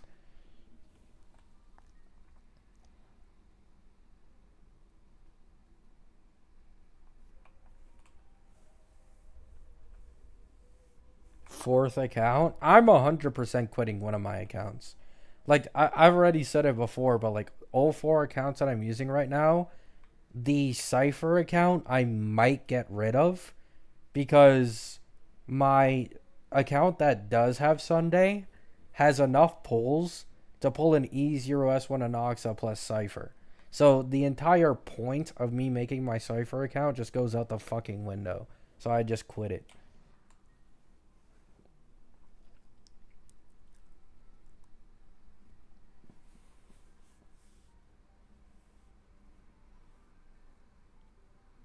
No, that's what I'm saying, X. The global passive 100% fucking sucks. Like, it just sucks. Should have never made it into the game. But like, I don't see a castress and see a must pull. You know, like a lot of people are blowing it out of proportion. I'm not talking about like what it can do to other games. Like you mentioned to me, and I didn't think about that. But like, people are saying castress is a must pull. Like, nah, man, bro.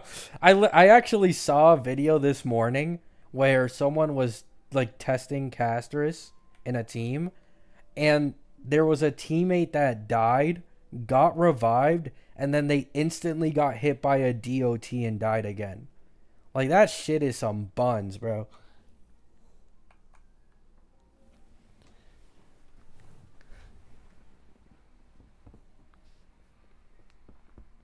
Yeah, my my account that has a Sunday just isn't pulling casters. Like I don't give a shit about the passive. It's either pulling Anoxa or it's pulling some other shit.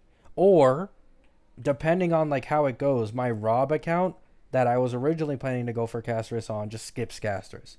It all depends on the leaks, to be honest, right?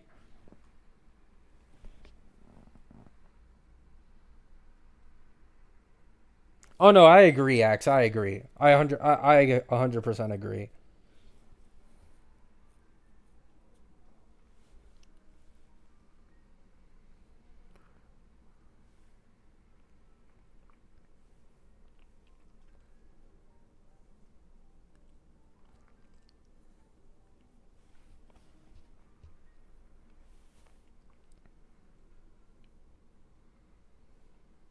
Yeah, but that's not gonna happen all of them is the thing, right? Like I understand why people think this. It's because it's fucking Hoyo, right?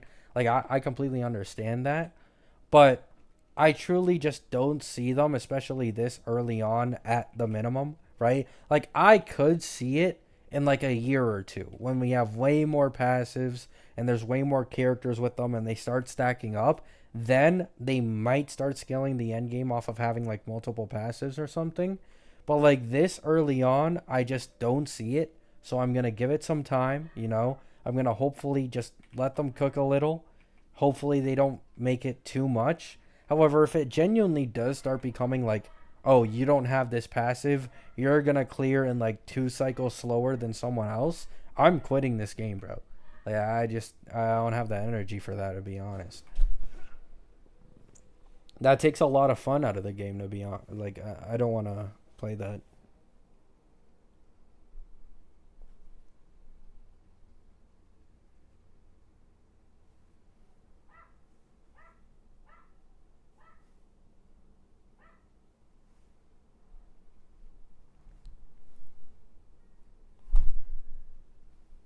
1 cost 0 cycle, no casters. I mean, I think Anoxa did that. No, I'm never buying a Switch 2. I'll just emulate the games. Fuck that bullshit, man. That shit nearly cost the exact same as a PS5. And I understand that, like, most people buy a Switch, obviously, because it's Nintendo and for the games and not for the console. But, like, brother, are we dead ass? Like, I am not dropping a PS5's worth on a fucking Switch that is still stuck with 1080. 1080p, low ass FPS. Like, I'm good, man. I'm good. I'm not the target audience for a Switch, right? I'm just not.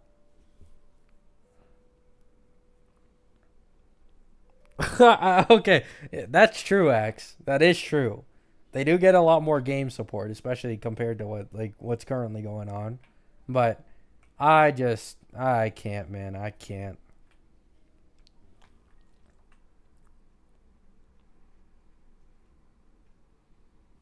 Yeah, like the game, especially here in Canada. Like it's already bad in the US, but here in Canada, like using US game prices these days, especially Nintendo's, buying a full price game in Canada is over $100. Like for these Nintendo ones. So you're paying around 600 something Canadian for the console, and then you're paying $100 for every single Nintendo game. Keep in mind, my PC was like $1,000. A Nintendo Switch with 4 games costs the same as my fucking PC.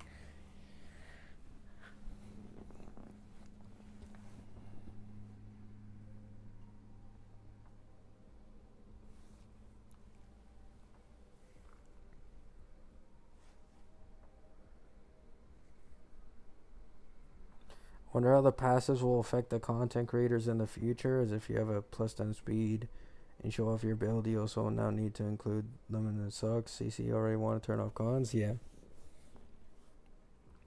I mean, I think another way where they can kind of limit the passive problem, just make it to where you can only have one active.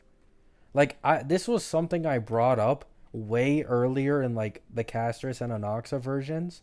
as like a solution to this. Now, this still doesn't help because there will still be passive power creep, and there will be some passives more valuable than others, making you want to pull for a newer character. But if you can only have one passive active at once, it changes a lot. Like it genuinely makes a huge difference compared to like a whale who's able to pull every single new character with a passive, and they're stacking like 10 passes on top of each other.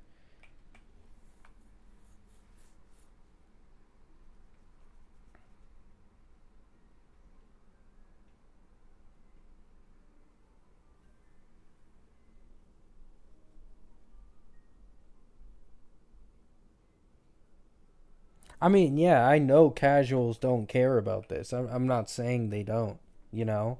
But I'm saying for the people who actually play the game, kind of understand its mechanics, and people who are obviously like low spender or free to play, it's just bullshit to have passives, right? Now, if they keep making niche passives that aren't like stat stake passives, like I've brought up in my previous videos, like Castresses, then it's not really going to be much of an issue, right? Like you're going to get some preservation emanator who, I don't know, when you're hit with a lethal hit or some shit, he gives you like a 10% shield once or some bullshit like that, right? Like those very niche passives don't seem like they really matter all that much. However, you never know, right?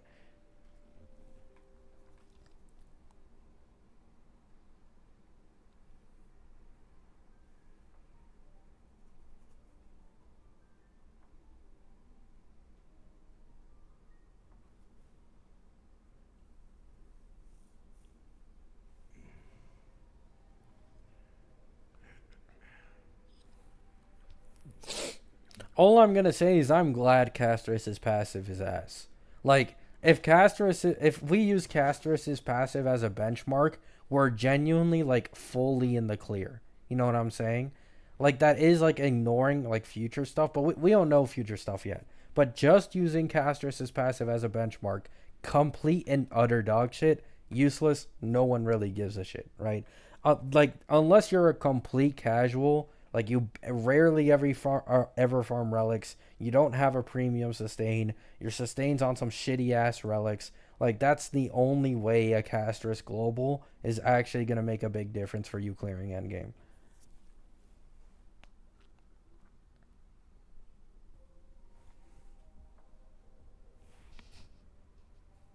I am curious what the future passes will be though. I am. It's also weird.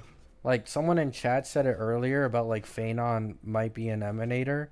I don't disagree, but like he's weird, man.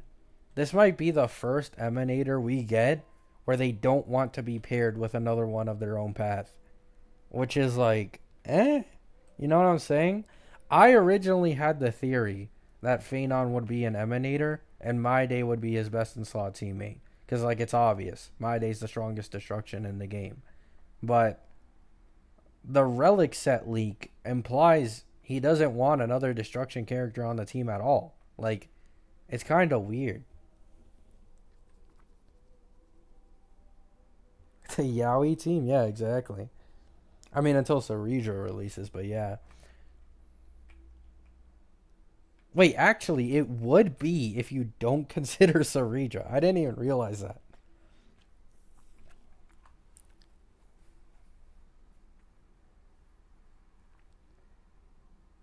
To be fair, we've only had two so far. Yeah, but that's what's been used as the benchmark. Like, the two emanators we've had so far have wanted people of the same path on the team.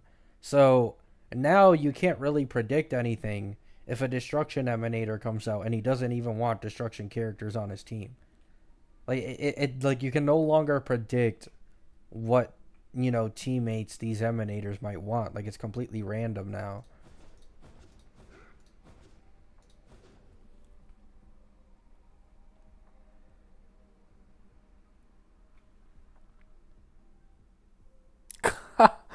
Nice axe. Oh, axe. I don't know if you know this, but there's a lot of videos out there and like showcases. A blade with Casterus is actually better than a My Day with Castris. Like, quite consistently, it clears better. It's actually one of his best teams in the game. He drains HP so consistently that it's incredibly good for Castris ult charge. Ain't no way. Yeah. It's like consistently. People have done multiple runs on this. Multiple content creators. I've been watching like their showcases recently with like the creator server and all that shit. A lot of them have mentioned that like a Castris Blade team is better than a Castris My Day team. Because Blade can charge Castris' ult better than My Day. And My Day isn't really doing all that much damage anyways without a hyper carry buffer.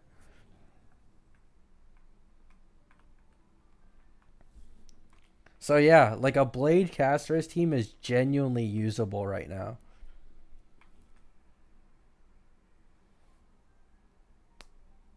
And that's considering Blade hasn't gotten buffed yet. Keep that in mind, guys. Just wait until Blade gets his buff in 3.4. Oh, T0 with casters. T0.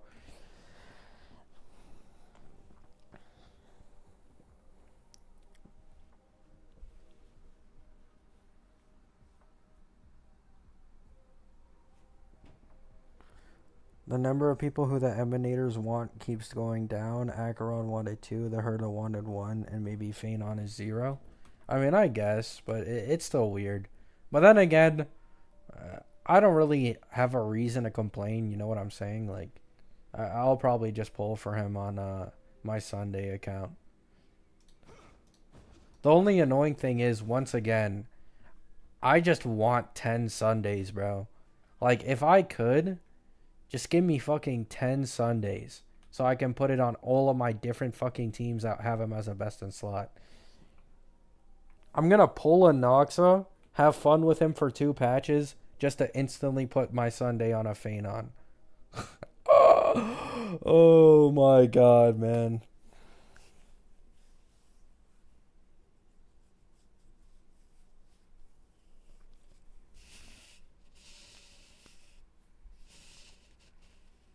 Oh yeah, that's pretty good, Ozzy, yeah. E1 Tribby, E1 S1 My Day. The man hits absolutely disgusting numbers. That's why I gave him a 9 out of 10. People were saying I was doom posting on My Day, all because I said he had worse value than a Galea and fucking Herda, which was just true until you get his E1. E1 S1 My Day is a completely different beast.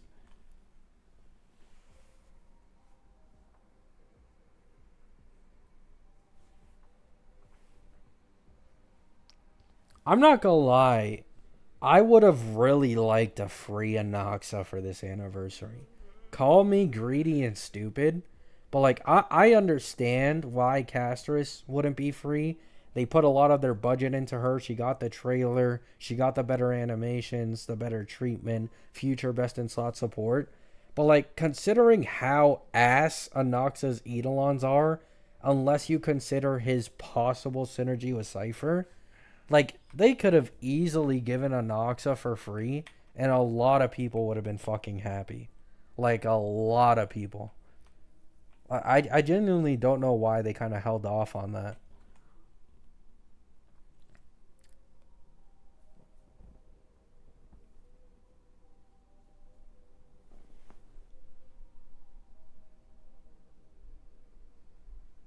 I heard he was better than E6 Akron, but I don't know how true that is. Who, E1 S1 My Day? X? Probably, to be honest. Yeah. Yeah. Probably is, yeah. As far as I've seen, because My Day is already very auto-y to begin with, like, so I was watching Mr. Pokey's video, and there's already been like multiple memes about it recently, where his E6 Acheron and his E6 Fireflies, whenever he puts them on auto, take like 1 to 2 cycles to clear endgame content if he doesn't like do divine intervention as they say. But he put an E1 S1 My Day on auto, bro, full cleared with sustain. Obviously, like that doesn't mean much because he's an HP scaler. but full zero cycle was sustained on auto, and he still had like two actions left. There was another My Day turn, and there was another Sunday turn for the action advance. Like, his auto is so annoying, but in return, they made him absolutely busted at E1.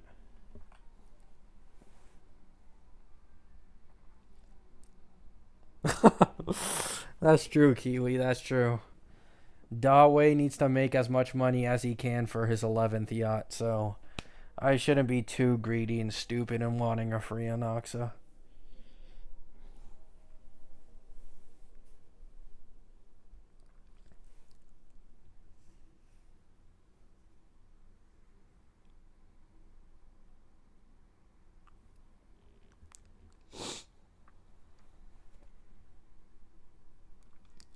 Oh yeah, my day. My day. I've said it before, and I could be wrong. I've seen some people saying that E6 Castress is stronger. She might be, but I do think E6 My Day is the strongest E6 in the game. Like, E2 Herda is the strongest E2. I do think My Day has the strongest E6 for the whales out there, right? Eidolon investment on My Day makes an insane fucking like, you can literally you can max star pure fiction with an E6 My Day solo. No other characters on the team. Like, that is incredible value, right? That is some incredible value. Oh yeah, Aglaia has the best E1. Yeah, I forgot. Aglaia probably has the best E1 because it fixes her energy problem quite a bit, and then you also get the increased damage. My Days is better in like full AoE situations probably, but like three target or less Aglaia's is probably better and more important.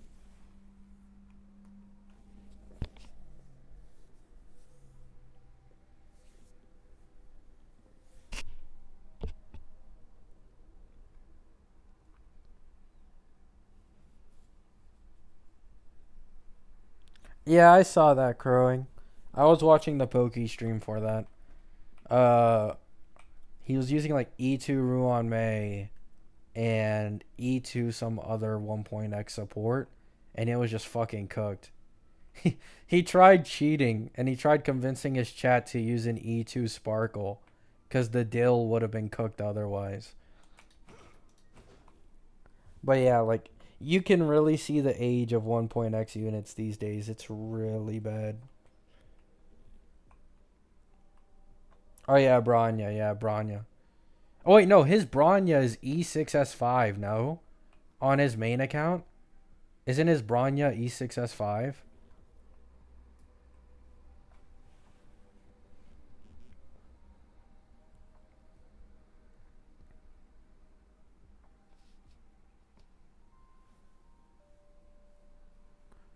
I blame Acheron for power creep. Uh, I, yeah, yeah. She started what I wouldn't call power creep, but power cliff. Where like this was a character that just completely broke the ceiling by a wide margin. I'd say power creep was like Dylan Jingliu. I do think power creep started with Dylan Jingliu, but the actual like power cliffing began with Acheron, where like you just take an insane jump out of nowhere.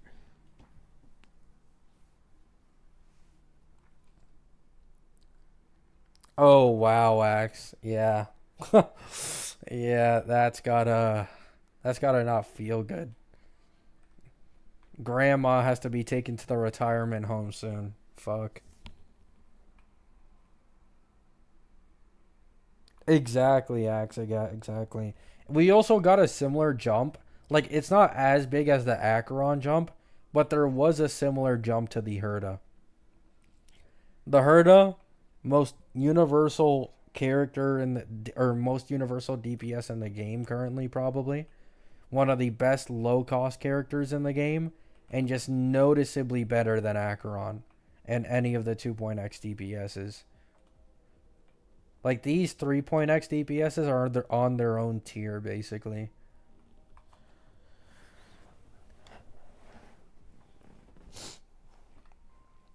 Axe, she got a glow up, man.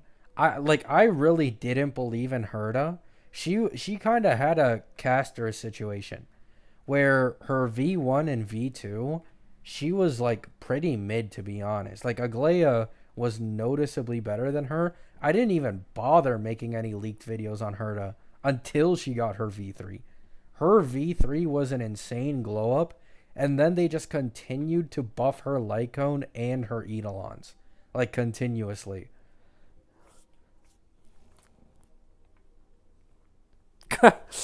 Yeah, X. That's a lot of. I don't agree with that. Like I understand where people kind of get that notion, but I just don't agree with it to be honest. Like, oh, this character is lore important, so it makes sense that they completely shit on your favorite character from a few patches ago. Like, eh.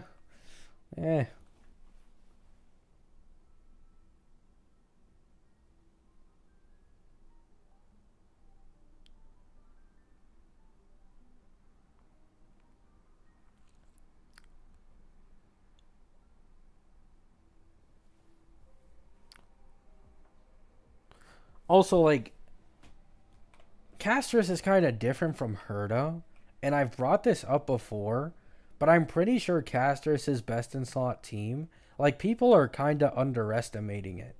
Castris' best in slot team will eventually have everyone doing damage. Hyocine's Lycone has vulnerability on it. Like, Hyocine's Lycone applies vulnerability, increases max HP across all allies. Tribi is constantly doing follow-ups plus her ult. And Castris is giving minus 20% res down when the dragon is up, and like a 10% damage increase. Like, we're literally only missing the premium RMC support, and her entire team is dishing out damage. I feel like a lot of people haven't like thought about that. Castris is kind of looking a lot like Firefly right now, where like her entire team is actually doing damage.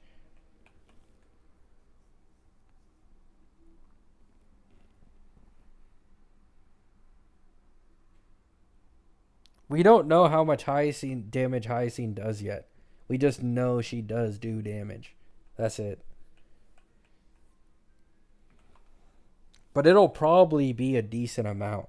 She has vulnerability from the Lycone, guaranteed crit hit in her kit, so you don't need to build crit rate with her, by the way. Basically, the only stats you want are HP, speed, and crit damage if you want to do more damage with her. That's basically it. But she should do some decent amount of damage if I had to guess.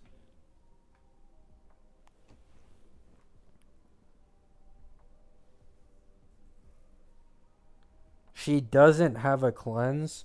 She gives 50% effect res, which is kind of ass. I'm going to be honest. But I do think they'll probably change this. I'm not sure, though.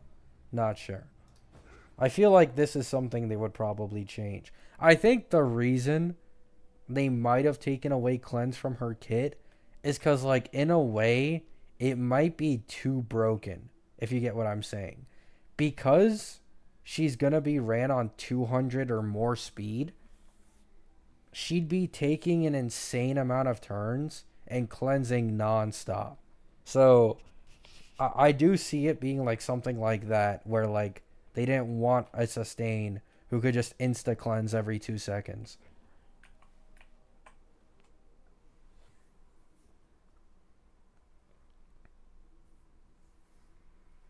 Yeah, I know. Sometimes that's why I'm saying it. Sometimes I get CC'd even when I'm using my Aventurine.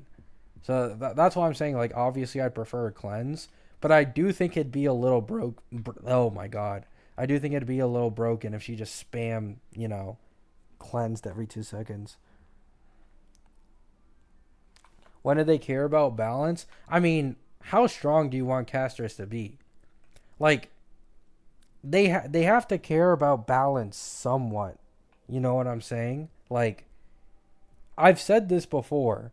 She's not the Herda level, but she is going blow for blow with the Herda without a best in slot HP support.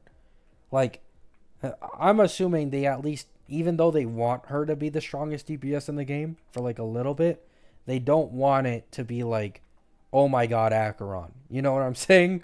Like, I don't think they want that shit again.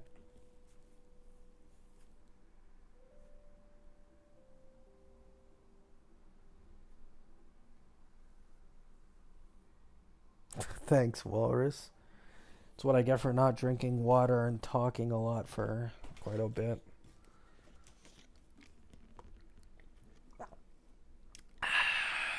I love water.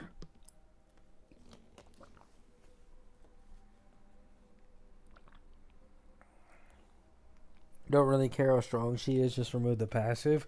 I feel like a lot of us share that sentiment, but they just won't do it. You know what I'm saying? Like, I do believe, like, just remove the passive. Like, why? Like, why is this even in the game?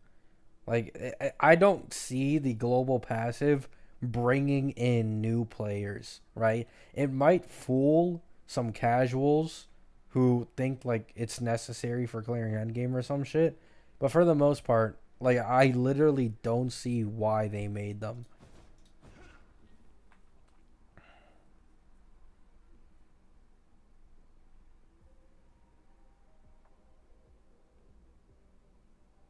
I appreciate that, Turtles.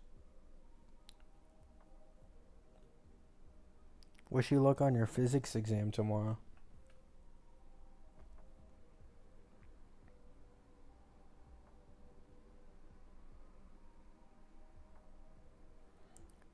Yeah, there is a decent chance Hyacine could be a sub DPS.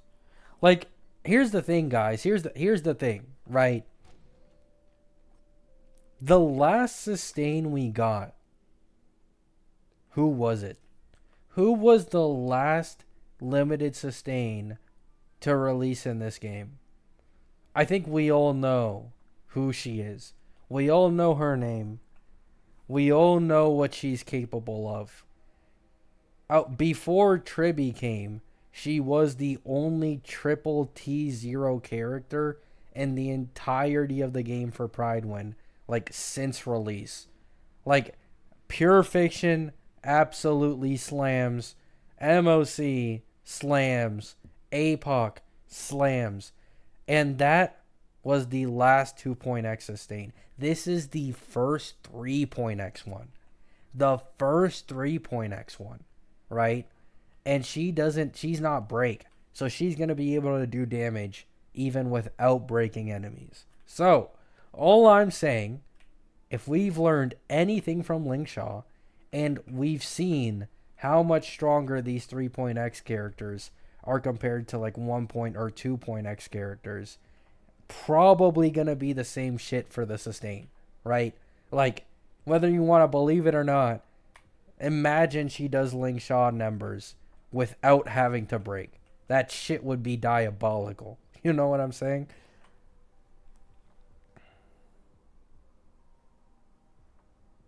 It was Galagoat. 5% better than Gallagher. 5% better than Gallagher.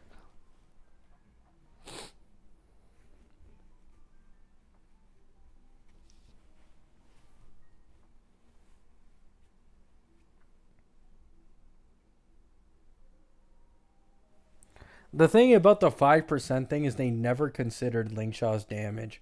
Like, I used to get one of my most downvoted like videos on YouTube was when I was spreading the Lingshaw gospel, and this was back when there was the common consensus that she was barely better than Gallagher, and there was no reason for people to pull for Lingshaw.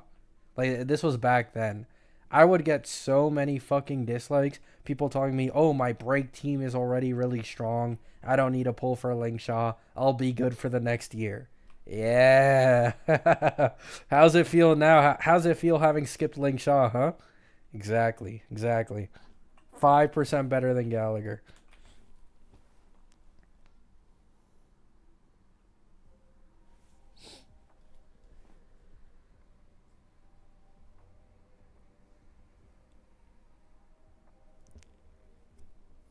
Nice one, Kiwi. I mean, I don't think you need to pull for Ling Shaw either. But my point is, she's a much bigger benefit to the break team than people were trying to argue before. Like, it's just way more than 5%. She's practically another support on the team, especially in APOC. She helps a lot in APOC.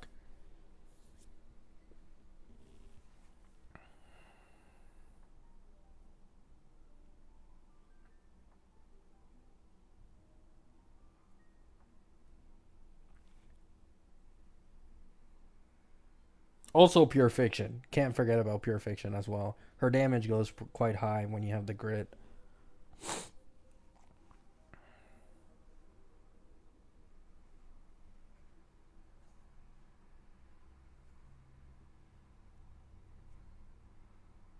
Oh my god. Wait, I actually wanted to talk about this. I'm pretty sure a DPS Ling Shaw performs better than any 1.x team. Like, I was watching, I've said this before. I was watching Mr. Pokey's like stream when he was doing like all the 1.x teams and shit. I think he did a Jade Ling Shaw, like Ling Shaw DPS comp, and it performed way better than both Dill and Jingliu. Like, DPS Ling Shaw sustain is stronger than a full best in slot 1.x team for Dill and Jingliu.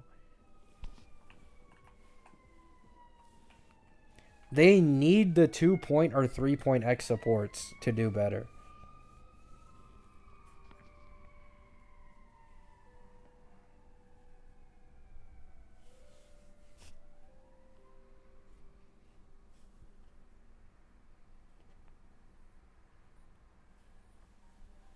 See you later, bro, man. Yeah, yeah. I mean, it's not really sustainless if you're running Ling Shaw, but yeah, like in a way, you can run Ling Shaw technically sustainless, like triple harmony or some shit.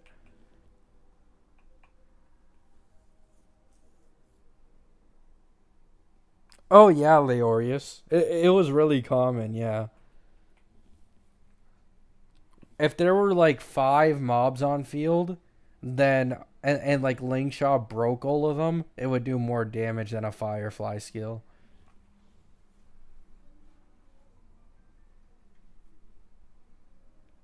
This is what makes me excited because like I am excited because Hyacine's kit is like really, how do you say it, like overloaded. Like she does a lot, like quite a lot. She's incredibly high speed, does damage with light cone, adds vulnerability, drains team HP, heals it back. Little Ika that has like whatever the fuck, right? And then Cipher also has like a very interesting kit. Like this is the most interested I've been in leaks in quite a bit. Castrus's leaks pissed me the fuck off. I never want to deal with the drip feeding we got for Castrus ever fucking again. We had the leakers crying like baby bitches, saying that they were too afraid to leak Castrus because they were afraid of the backlash they would receive. Like, what the? Just leak the fucking character, man.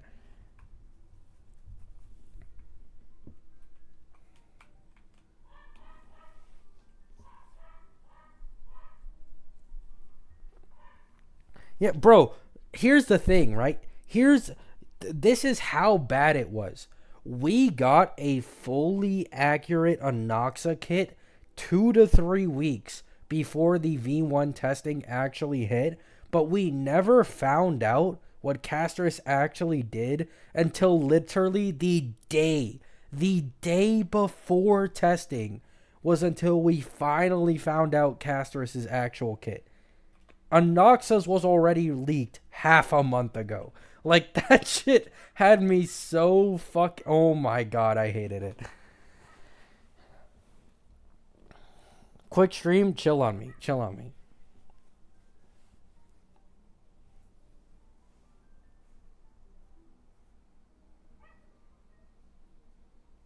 I mean, they weren't wrong. I mean, the leaker was saying that they didn't want to leak because they were afraid that Castris wasn't going to perform as well as people thought.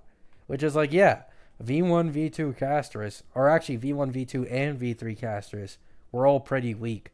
But like after V4, she just got the glow up of a lifetime. Just another the Herda situation. And it's like, yeah, like this is why I don't understand why these leakers get scared. Like, it's really not that big of a deal if a character is weak in a V0 or V1 because they almost always end up getting buffed if you think they look weak. She has gotten a lot of backlash, but yeah, but that's for the passive though.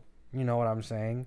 Like the leaker gave the reason that it wasn't the passive. They gave the reason that it's because she's weak and they were afraid of it. But yeah, I agree. Like the passive backlash, 100%.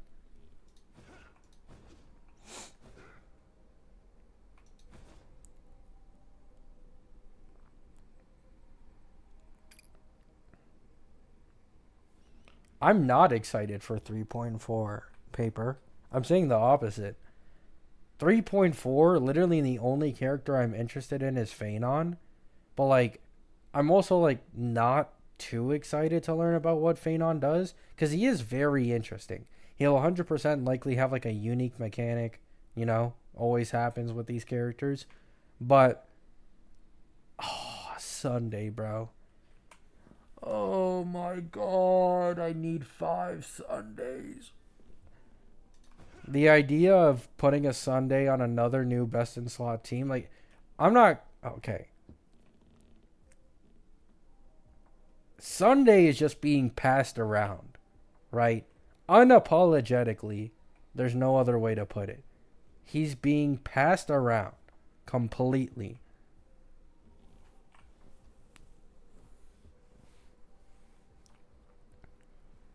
Another 7 buffs to casters and another 7 nerfs to Anoxa. I'm surprised Anoxa didn't get nerfed more, to be honest. I would have expected a bigger nerf if they were to nerf him. But I do think it's good. He's still like usable in hyper carry and really good as of the Herda sub DPS. I do think a lot of the community are kind of coping over Anoxa's performance currently, but it is still like decent. It's not bad, right? It's not bad.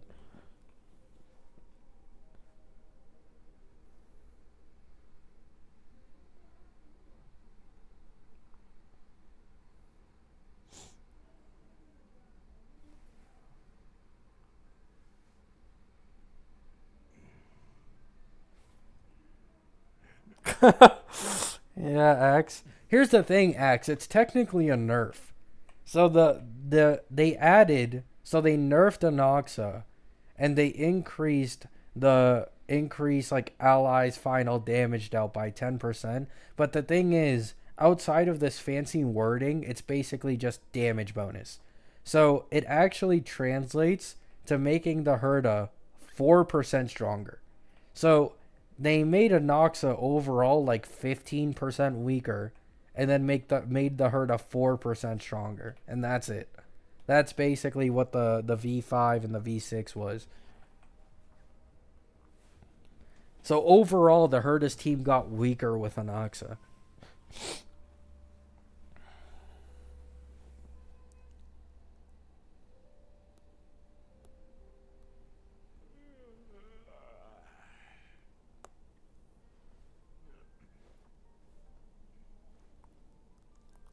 What are you talking about, Solus?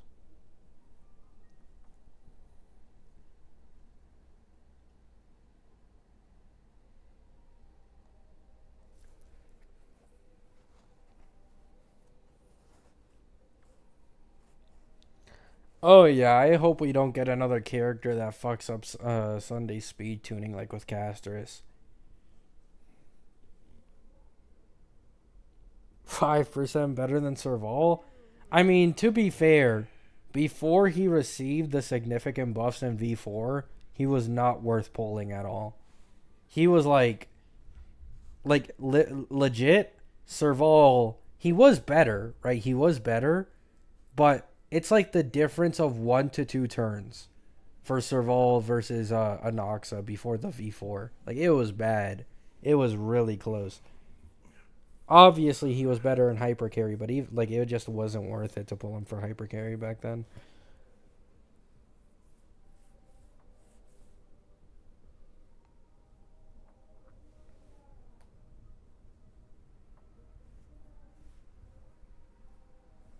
I was too, Solus.